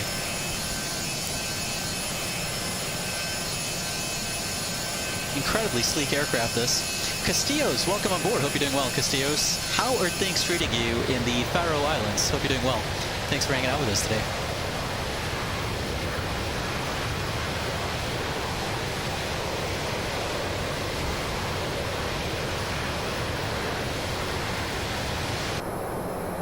Let's see, where are we at the moment? We just overflew Whitehall. Whitehall VOR, of course, on a route. We're proceeding towards Missoula, Montana. Sim Yorker, welcome on board. Hope you're doing well. Sim Yorker, yeah, you missed the 727 flight. That was earlier. But, you know, I should have a WAD of the stream available on my playlist, so you should be able to rewind and watch the 727 part of the flight later if you'd like.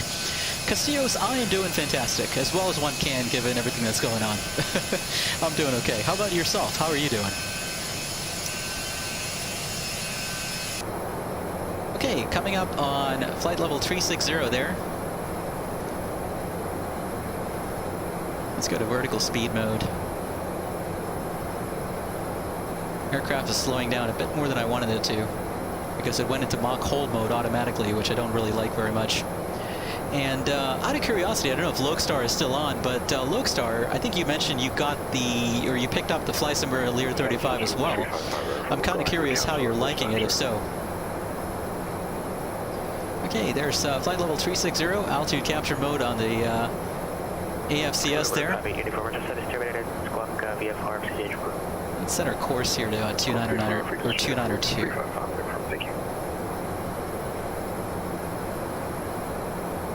There we go. That's set. Sim Yorker says, you're doing good, contemplating on moving to P3D version 5 or staying on 4.5. Isn't that the existential question on the minds of most P3D users these days, right? You know, there's no shortage of interesting options, right, if you do switch to version 5. Especially if you have a good video card.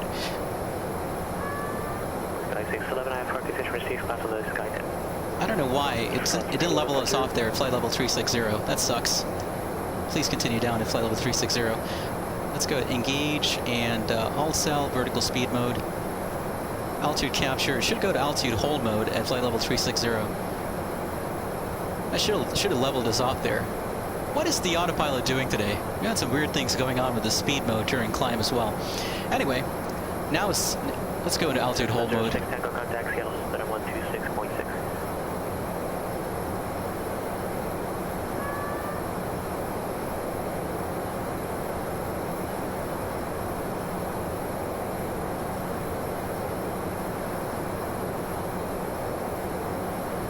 Is it leveling us off or not? I'm not sure. Okay, I'm not sure what's going on there. Anyway, let's go ahead and back off the throttle here.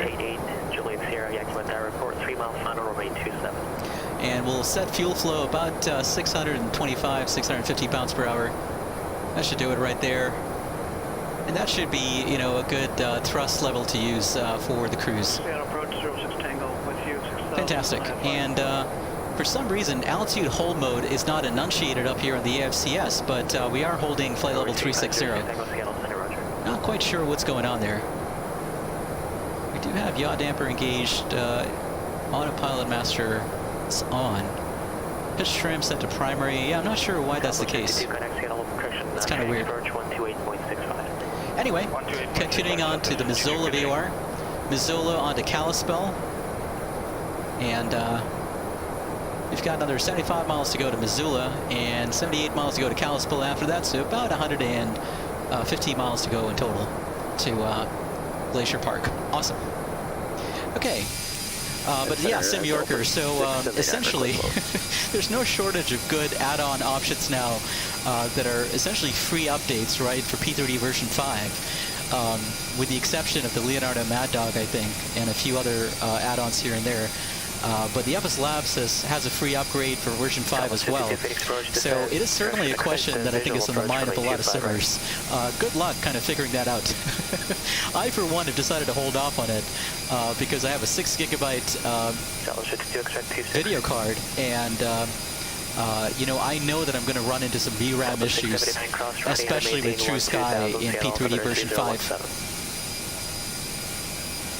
So I've been holding off on it. Lokestar says you've been doing more of the Q400. It's nice to have very intensive from the looks of it. Yeah, it's a high workload aircraft for sure. It keeps you busy, and especially with some of these bugs in the airplane, right? Like the AFCS enunciation's not always working.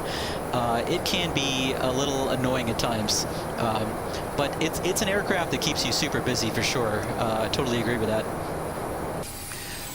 Sim Yorker says you have a 3 gigabyte 1060, so you don't think it'll be good, but considering the fixes coming out, you may move on when 5.1 comes out. Yeah. So out of curiosity, what are the fixes in 5.1 that they have talked about? Because I'm not aware of this, but are you saying that your system potentially could handle that? Because if so, that might be really interesting for me to check out as well. Sim Yorker says, you've seen the free updates for most things, and that's great and all, but damn if it weren't for the VRAM issues. Yeah, totally. The VRAM issues are, for me, a bit of a, it's certainly stopping me from upgrading and buying V5, you know. The other thing, of course, is, you know, for me, hard drive space right now is kind of an issue. if I want to get version 5 and have the new Microsoft Flight Simulator as well, I'm going to have to buy an additional SSD. And, wow, look at that flyby. That looks awesome. But I'm going to have to buy an additional SSD if I decide to get V5 for all the sceneries and other stuff. So that's another issue as well. You know, it's a lot of work to upgrade and set everything up in the sim with all the add-ons and everything, and have them migrate over. And so UPS 19 heavy, turn right heading 170. yeah, I'm kind of very, very reluctant right now to put in all that work, especially with the new Microsoft Flight Simulator, you know, hopefully around the corner, anticipated to come out before the end of the year. So I'm not sure personally if it's worth it for me yet, but if 5.1 looks good, then maybe it'll be worth it. I'm not sure just yet. Sim Yorker, I'm using the Garmin, so these are the GTN 750 units, obviously, and I've got the Flight 1 GTN 750s. I didn't really have a personal preference between Flight 1 versus Reality XP. You know, I just happened to buy the Flight 1, I think, because they were on sale. But these are the Flight 1 GTNs. That's what those are. 3 o'clock, 1-2 miles. UPS 19 Heavy, clear visual approach, runway 25 right, got a tower 120.9. There's another flyby coming in. Sim Yorker says it reminds you of the version 3 days. In what respect, Sim Yorker? Do you mean in terms of... Oh, I know what you mean. In terms of the similarity, right, to out of memory from the old 32-bit days? Yeah, I totally understand what you meant there. Yeah, so the VRAM issues, right? It's exactly like that. You're totally right. You know, once you hit a certain threshold, it doesn't matter. The sim is just going to crash. And that was exactly like the old, 32-bit out-of-memory issues back in the day with V3 and FSX. So that's another thing. I don't want to have to go through all of that, right? Especially if I invest all the time and energy in upgrading and migrating my sceneries and add-ons over to V5. Yeah, it's just not something that I'm super, looking forward to doing.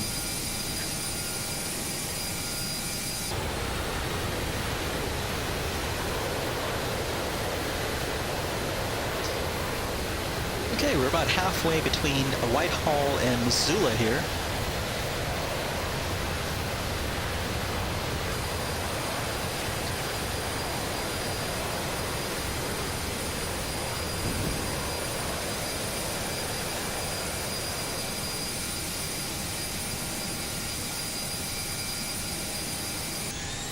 And just checking in on the weather once again at Glacier Park. Wind still 140 at 7 knots. 10 statute miles visibility, clear skies. Okay, and altimeter is 3010 at Missoula. Okay.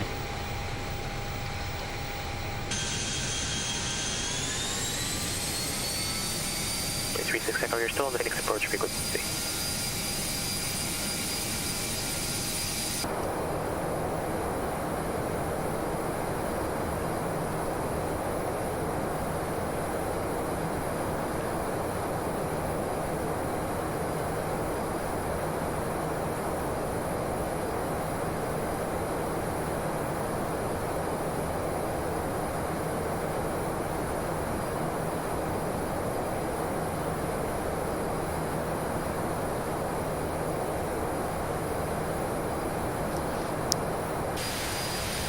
Number 4436 Echo, Fox Tower, enter loft down on 921.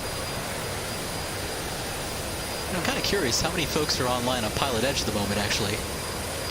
Because it sounds pretty busy on Pilotedge. Yeah, it's about 31 current pilots on Pilotedge. Yeah, a fair number of them. So typically Pilotedge, right, it starts getting really, really saturated when it starts getting really, really saturated in terms of the controller workload, etc., when you get to about 40 pilots in total. But we're below that, so that's good. And actually, there's a super cool Pilotedge event coming up on July the 21st, 2020. So just a couple of weeks from now, they're having a SimVenture event in collaboration with EAA and the National Air Traffic Controller Association. That's super cool. So there's actually going to be a virtual fly-in to Oshkosh on Pilotedge. Here, let me pull up my desktop capture scene here. But that's super cool. This is a pretty nice event that's going on Pilotedge on from July the 21st to 25th. Yeah, it's all 4 days actually. That's super cool, and that's in cooperation with the EAA, the Experimental Aircraft Association, of which I happen to be a very, very proud member myself, actually. So Oshkosh is an event I try to go to every couple of years, and boy, it's so sad not to be making it this week. But yeah, that looks pretty awesome. I'm going to have to look into attending this event for sure on Pilotedge one of these days.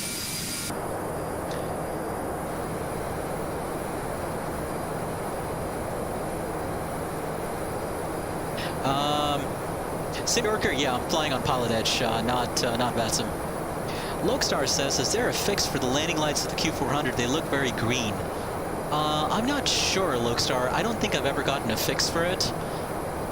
Maybe the immersion pack from Parallel 42 might have a fix for it, but I don't own that, so I'm not sure. Unfortunately, I do not have that. You know, I do not have a fix for that. So in my case, right, I think I'm trying to remember, but I think I've hardly ever flown the Majestic Q400 at night recently, so I can't remember if I've seen that issue recently or not. But I do remember in past flights at night in the Q400 from Majestic that some of the lighting did look very unnaturally green. So I know what you mean by that. But I haven't flown it at night in a while.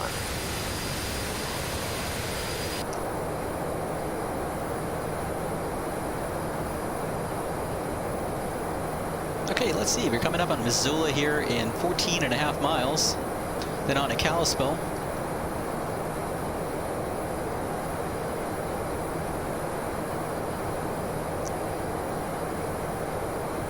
November 6 Tango descend to Palos Crusher, maintain 5,000. Pond altimeter 3018. Logstar says, you noticed my last video with Q400, they look very different even during the day. Huh. So I'm not quite sure, Logstar, because I don't remember doing anything different with it. You know, I definitely don't have any, immersion add-ons or anything like that for the Q400, so I'm not quite sure. Sim Yorker, yeah, essentially I have to guess it. Although I'm guessing we're going to get our descent instructions here very quickly from Salt Lake Center. Number 4 Charlie, leave contact Oakland Center 132.95. 2.95 Charlie. You know, so top of descent, I'm going to guess is probably going to be the next 10 miles or so as we come up in Missoula.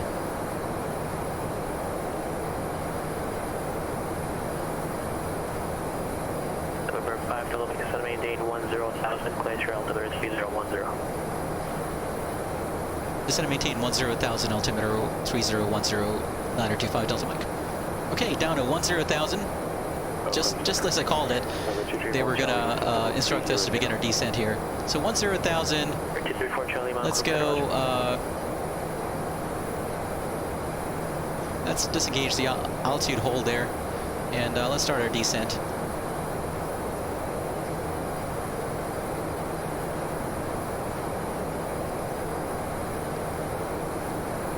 A little bit of a stutter there, unfortunately. Let's go to alt cell, vertical speed mode. Oops. That's a little too steep for me.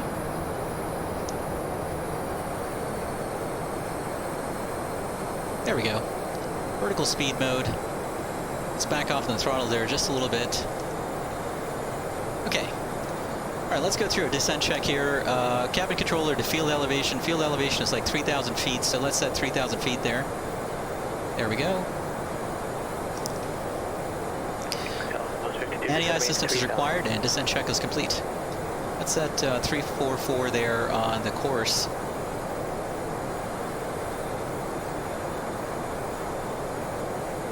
Okay. Descending down to 10,000.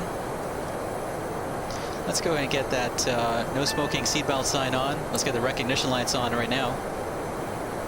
And yeah, Logstar, so I'm not quite sure, you know, about that whole issue, because I I don't think I did anything different. The only thing I have different, of course, in my sim that might affect this particular aircraft is the shaders that I'm using. So I'm using the Tomatoshade shader with the R&D preset, and I'm using the Init-Build's reflection profile, I think, for the Q400. So maybe it's something to do with the Init-Build's reflection profile. I'm not quite sure why that would look different, though. Yeah, sorry I don't have a better answer there, Lokestar, but yeah, I don't think I did anything else different with it. 2965 for Los Angeles Airport, keys to departure, emergency transition as filed. Climb VSN squawk 7237. Okay, that descending down here over Montana, that massive lake up ahead of us, that's Flathead Lake, if I remember correctly. And we'll be flying directly over Flathead Lake here as we come up on Glacier Park. Heading 350. Let's go a little steeper there on the descent. There we go. Lokestar says you'll figure it out eventually. I have no doubt. I'm sure you will there, Lokestar. Yeah, you know, it's really interesting, right? Sometimes the weird things that come up in Sim sometimes that we can't quite figure out. It's all, you know, the old joke, right? That you're spending. So in real life flying, right? We have a saying that every hour you spend flying, you know, you want to consider spending at least an hour of time pre-flighting, especially when you're first getting started in flying. And when we say pre-flighting, right, I don't mean actually preparing the aircraft physically for during the pre-flight. I mean, like, you know, mentally prepping for the flight, reviewing, you know, all the appropriate information you need to get ready for the flight, things like that. And that's true of real life flying. In flight simming, it's really weird. It's like, you know, the old joke is that every hour that you spend flying in the sim, you're probably going to want to consider spending an hour tweaking the sim, right? Or you're probably going to need an hour tweaking the sim and working out all the kinks that are going to come up during the flight. So, yeah, that's one of the unfortunate things about simming, at least with P3D. There's so many issues that just crop up sometimes.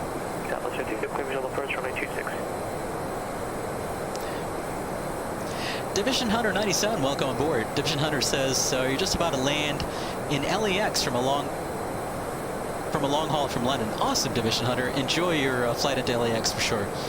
Sim Yorker says you always spend more time tweaking the sim than actually flying. Oh boy, yeah, totally. It's one of the really unfortunate aspects of flight simming.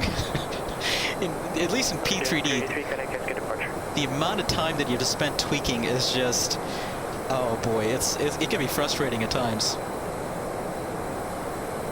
It can be super frustrating. And it looks like we're going to be with Salt Lake Center here all the way through the approach. So I'm going to put in tower and standby 124.55. And let's go ahead and do our approach briefing here.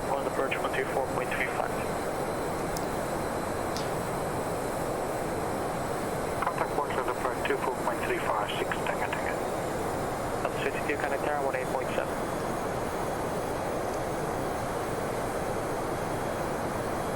Let's make our descent a little steeper here. There we go.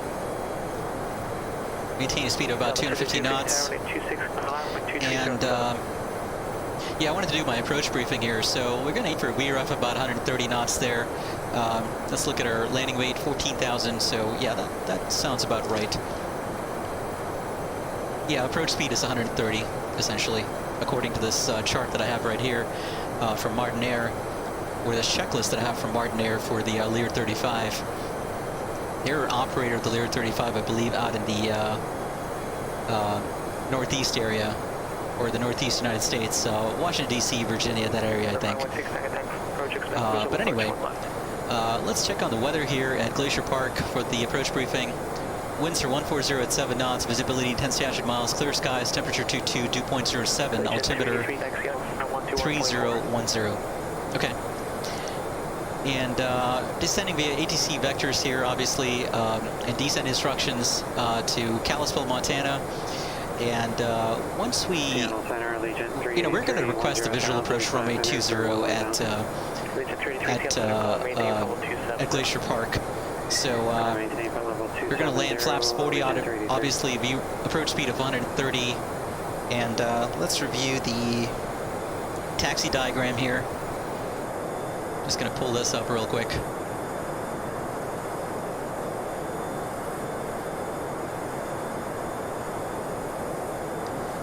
Let me switch to desktop capture. There we go.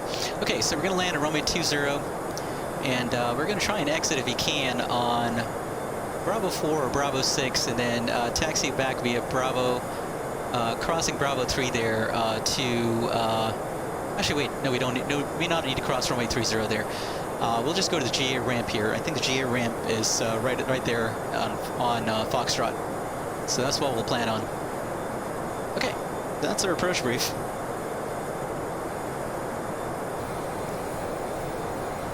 Okay, we true transition here. Let's go ahead and reset reset altimeters 3010.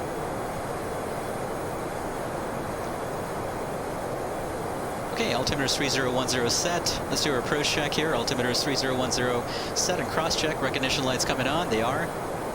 Belts and harnesses on to the right, on to the left. Pressurization checked, doing what it's supposed to. No smoking seatbelt sign on. Passenger briefing, cabin secured, complete. Circuit breakers checked. Hydraulic pressure and emergency air pressure checked. Landing data computed and set. Fuel is balanced. We're all good there. Approach briefing is complete and approach check is complete. And I'm going to arm my thrust reversers right now because I probably will not have the time to do it later. And I actually forgot to disarm my right thrust reverser earlier. Oh well, no big deal. Okay, continue our descent down at 10,000 here.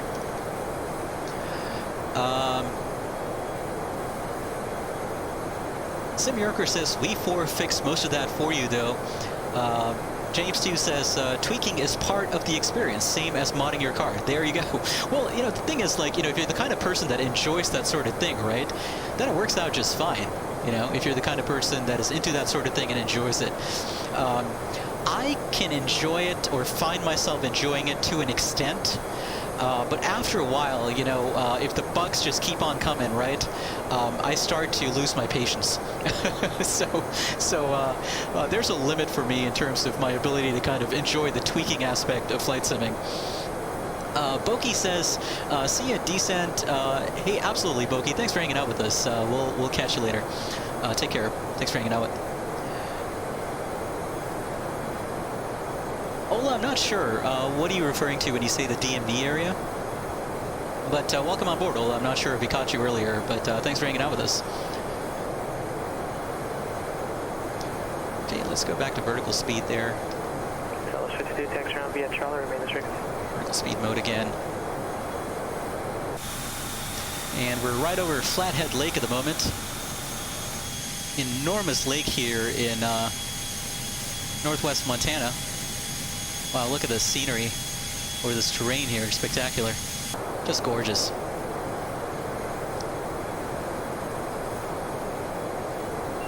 Okay, all cell there. 1,000 to go to 10,000 feet.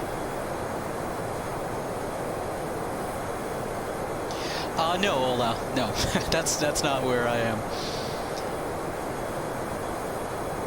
I am very familiar with that area, though. I used to travel there all the time, and I used to visit there all the time way back in the day. So I'm very familiar with DC in particular, and parts of like Virginia as well.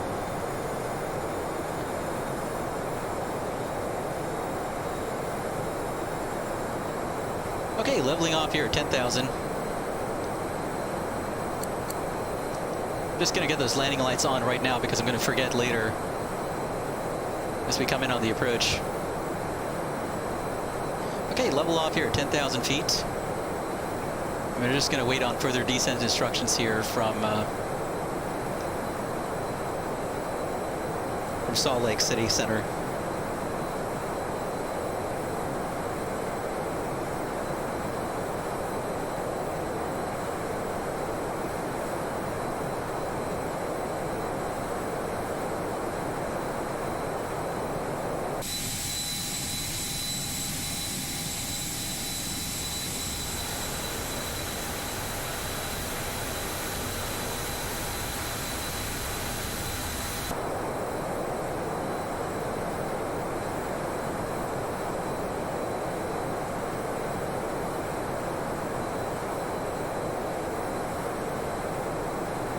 Salt Lake Lear 925 Delta Mike. I'd like to request the visual approach to runway 20 at Glacier Park. Delta Mike, expect that descend and maintain 6,000. Descend and maintain 6,000, Lear 925 Delta Mike. Okay, down to 6,000. Alt cell.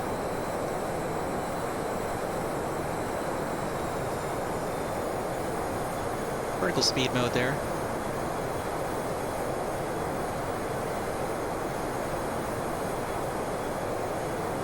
There we go. Sending down to 6,000. And this is Turbulent Designs. Glacier Park scenery. Kilo Golf Papa India is the identifier. And they've got some pretty awesome photoreal coverage for this area. Look at that. That looks spectacular. And it's only going to look a lot more spectacular as we actually get closer to the airport and some of the photoreal scenery coverage.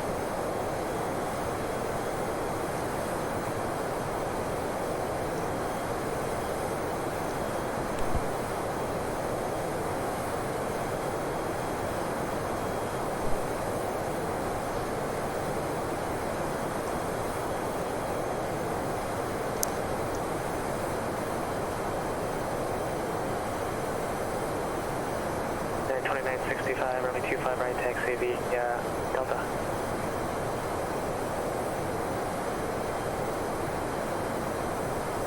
November 5, Delta Mike, Glacier Airport, 11 o'clock, 13 miles.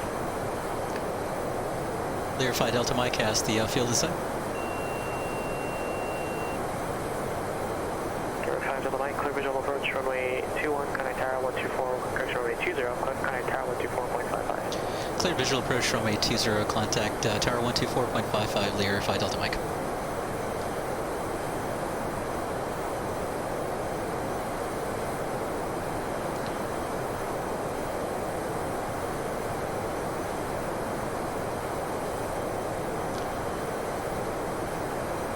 Glacier Tower, good afternoon. Lear 925 Delta Mike is 10 miles to the south, inbound for the visual, runway 20.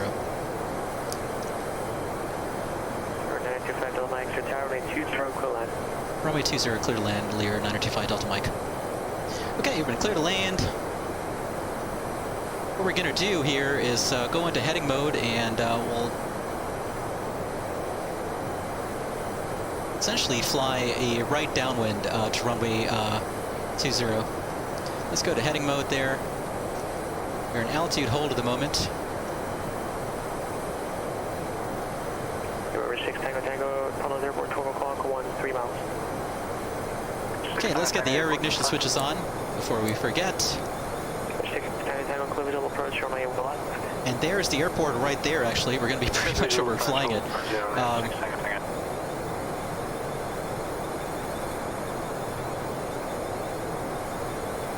Actually, you know what? Hold on one second.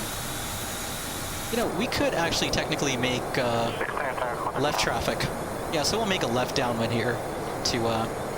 yeah, there's enough space here to maneuver. We'll make left traffic for runway 20. So let's go to heading of 020 there. Let's take it off autopilot at this point. Heading. Let's get rid of the flight directors and let's start descending. Airport elevation is about 3,000 feet, so... we'll descend down about 4,500 here. Antonia Manson, welcome on board. Hope you're doing well. You see, really? That's awesome, Antonia. That is super awesome. Love Captain Canada. And I love Captain Canada's appearance, by the way, on Flight Shops. Flight Shops is one of my favorite YouTube channels. And Captain Canada, for those of you who may have noticed, made an appearance on Flight Shops to discuss the new Thrustmaster joystick. That was pretty cool. That was super awesome. Okay, let's descend a bit steeper here.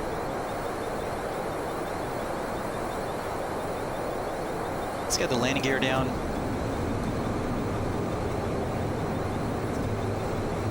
And we are going to have terrain alerts here in just a little bit. I already know it. We're definitely going to have terrain alerts. Let's go flaps 8 there. Hey, Tower, good afternoon. United 2965. 965 right, ready for departure. 965 Tower 2, flat right clear. That sounds like Phoenix, actually, Antonio. Right, clear for takeoff. That was Captain Canada there. That sounded like Phoenix. Flaps 20.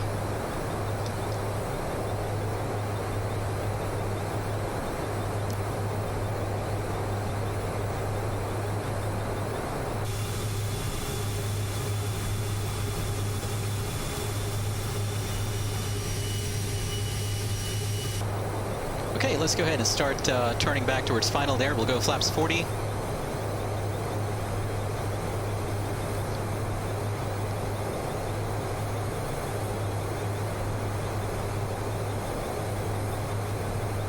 And let's focus on the landing here. And the Lear does require a fire-mounted oh boy.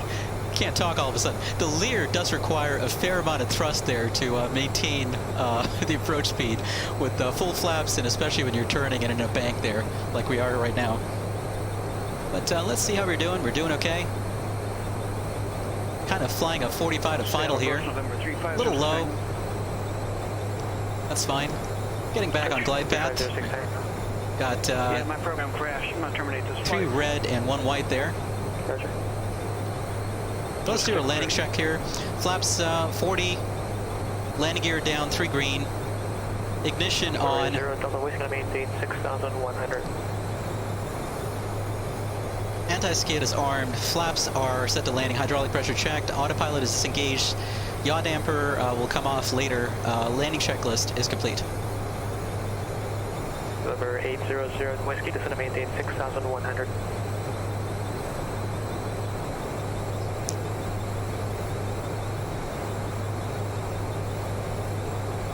Yeah, then 2965, kind of departure.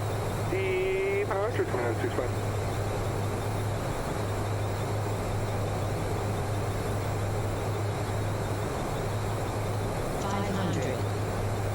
We had double call-outs there for the 2 GTN 750 units. All right, let's go ahead and get lined up here. We'll get back on glide path. We're a little low. United 2965, 2,500 by 6. And 2965, Phoenix departure to contact, Honda maintain level 210. 210, 2965. Okay, back on glide path there. Got a crosswind there from the left, it feels like. Yeah, it was 140 at 7, right? Yeah, definitely crosswind from the left there.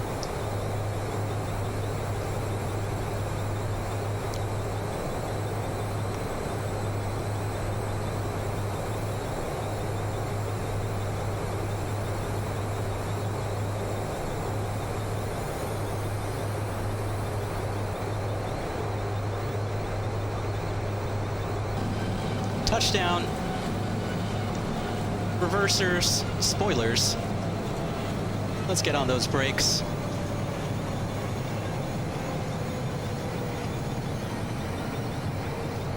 Reverser stowed. Region 3 to 3, descend via the Timbers 2 arrival, the Portland altimeter 3016. Spoilers stowed. And let's exit here on, what is this, Bravo 6.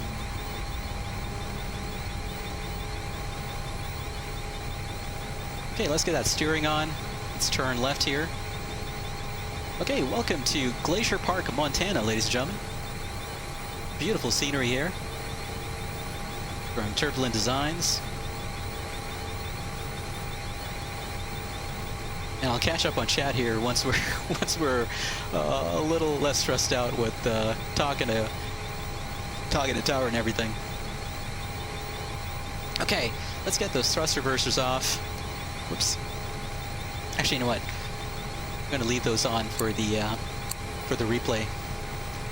And yeah, we'll leave everything on for now. We'll come back to it during the replay. Glacier Tower, Lear 9025 Delta Mike, vacated 20 on Bravo 6. Paddle the Mike, taxi ramp via Bravo, remain this route. Taxi ramp via Bravo, this frequency, Lear 9025 Delta Mike, thanks. Okay, to the ramp, this frequency. David Dempster, thank you very much. Much appreciated. Glad you enjoyed it. Thanks for sticking with us through the entire stream there, David. That's super awesome of you. Hope you had fun. This was a much longer stream than we normally have. Although, it is actually a lot shorter than I thought it would be so far. We've been going live here for about 3 hours and 35 minutes, it looks like. By the time we close up, we should be under 4 hours, which is pretty remarkable considering we had 2 full flights today. and we had to switch platforms midstream, so that worked out okay. And of course, we'll check out some replays before we close out. So we'll head over to the GA ramp there.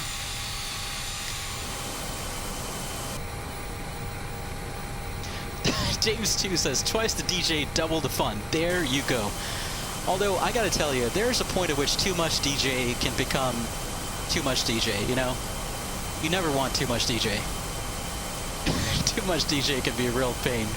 Alright, let's, as I'm constantly reminded at home, let's vacate here to the right towards the GA ramp, and we've got a really fancy looking Gulfstream G550 there, I think. Over 610 type of taxi. That looks like Gulfstream G5 there. So we'll park right by that G5. Ready, and thank you for service. 610, remain frequency. And Glacier Jet Center, that's where we're going. Nice little FBO here.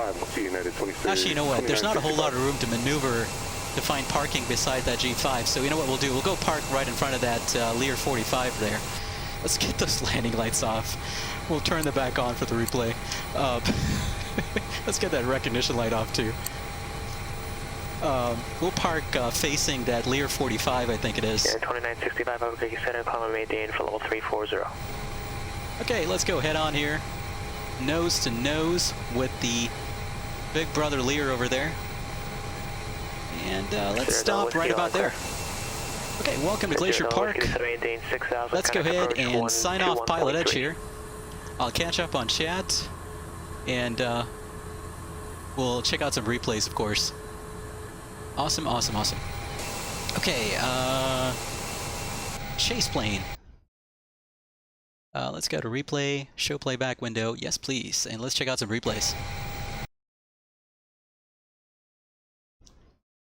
I'll bring it all the way back to here. That way we have plenty of time to check out some replays. Or plenty of time to catch up on chat while we watch the replays, rather. Landing lights coming on, recognition light coming on for the replay. And let's go to cinematic camera view there, and I'll catch up on chat while that's going on. Okay, I know I missed a lot. Sim Yorker, do you plan to do lots of VFR when FS20 comes out? FS2020 comes out, rather. Yes, I do, Sim Yorker. That's certainly one of the benefits of the new Microsoft Flight Simulator, is all the photorail coverage and the very detailed placement of real-world landmarks and things like that. That should for sure make VFR flying, or at least flying, visually, a lot more, something that you can do a lot better in Flight Sim and actually enjoy, versus now where everything is kind of generic and based on kind of land class and random placement of autogen and things like that. So I'm really, really looking forward to that aspect of the new Microsoft Flight Simulator for sure. For sure, I'll be doing a lot more VFR stuff. Logstar says it was merged with Orbx, Turbulent Designs, you mean. You did try to get one of their free sceneries, but they shut down. Oh, I'm sorry to hear about that, Logstar. I think the free scenery was Angwin Parrot Field, actually, close to my neck of the woods. That's in Northern California, pretty close to wine country, actually. Angwin Parrot is a pretty nice little airport from Turbulent Designs that was free, and that was super awesome. Antonia Menson says, you're watching Camp in Canada. Okay, that's awesome. Yeah, he was, I think I just heard him, right? Taking off at Phoenix or something. Sim Yorker was asking, what are my opinions on the new joystick? So Sim, I think we talked a little bit about this in one of my prior live streams. The new Thrustmaster Airbus sticks look pretty awesome for sure. I think that they have a lot of promise. I, for one, am much more interested in the Thrustmaster thrust levers for the Airbus, especially with the D10s. Those look really, really attractive to me, so I'm probably definitely going to pick them up. But in either case, I think one of the really attractive features of the Thrustmaster's Airbus sticks and thrust lever is that the price points are very, very attractive, especially for new simmers. It's very, very reasonably priced, and so I might actually go ahead and pick up both the thrust lever and the joystick when they both come out as a package later.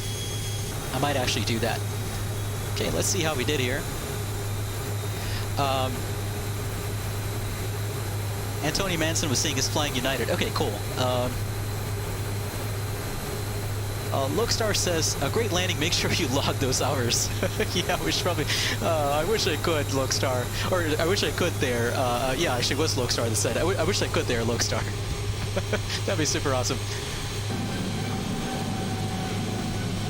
Yeah, we kind of, that could have been a super soft landing if I started my flare just like a fraction of a second later.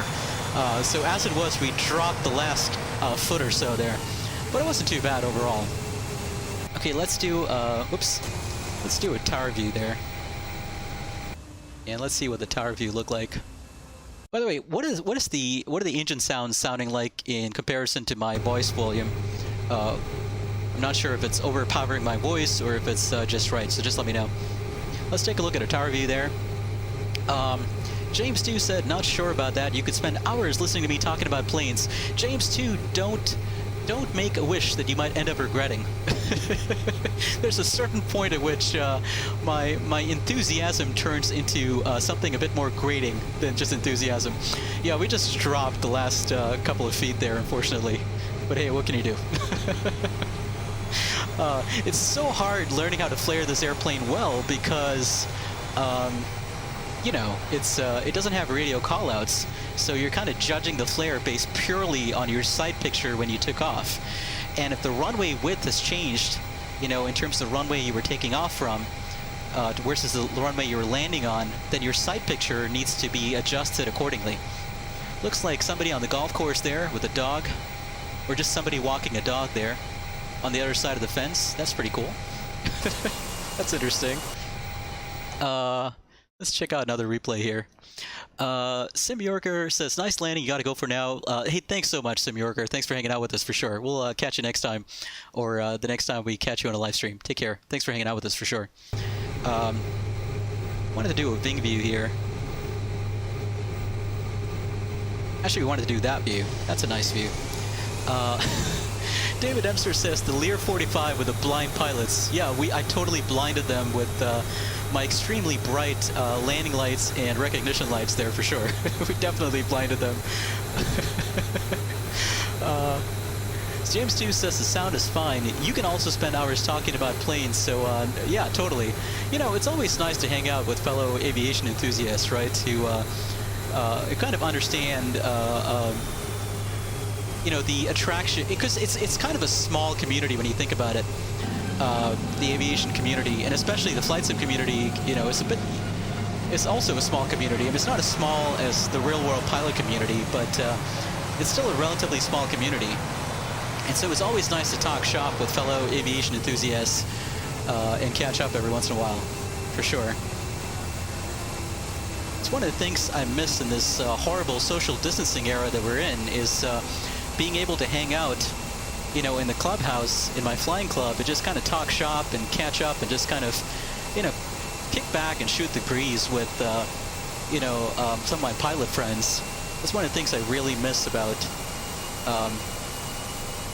you know, the flying culture that we were all part of, you know, prior to this whole COVID and social distancing thing, because we don't have that anymore, you know.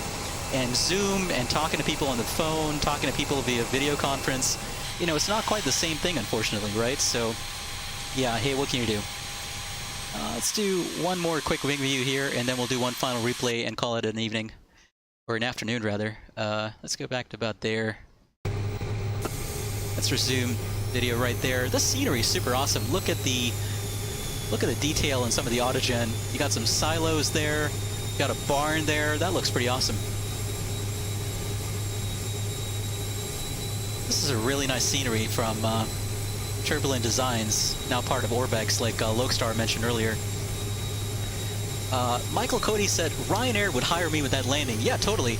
You know, although I gotta tell you, if you rewind the video and watch the actual video of me, you know, the actual footage of me landing the airplane from the cockpit, that actually didn't look too bad. It didn't look like I dropped in the cockpit. But I've noticed that whenever I do replays in this airplane, that it just looks like I'm dropping the last foot or so. So I think it might be an artifact of replays with ChasePlane with this airplane, rather than, you know, my landing itself. That's what I suspect. because the landing from the cockpit when I was landing it earlier, that didn't look too bad at all. That looked like, you know, I touched down at the same rate that I was, you know, going at. So I don't know why the replay is showing it that way. It might be an artifact of the replay.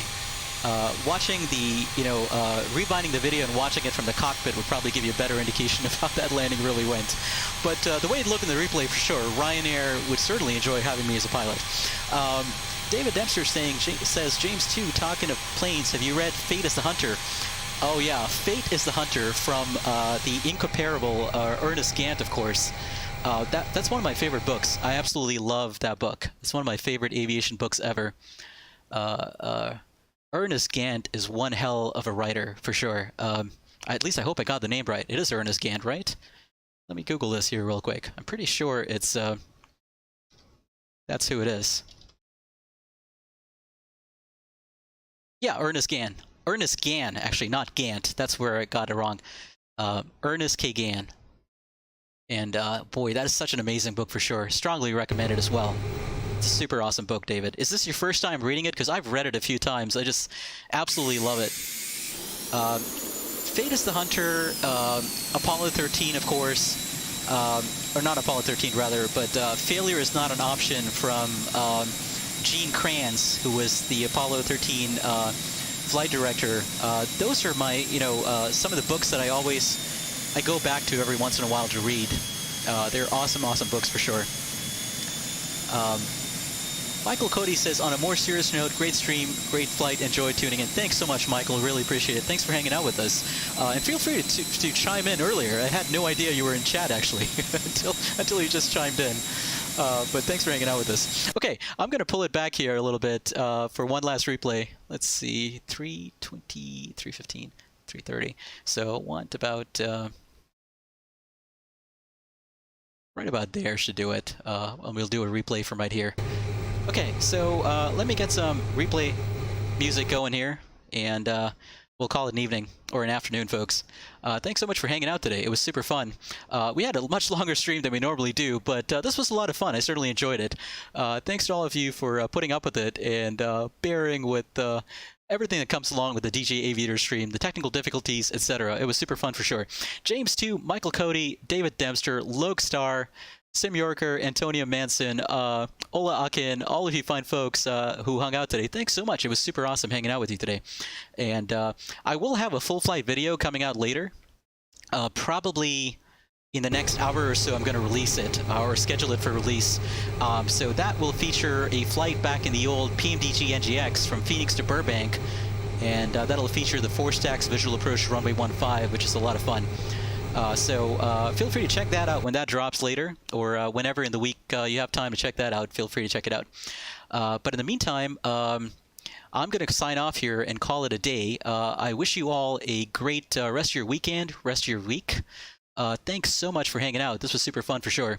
And we'll look forward to catching you later. I probably will stream...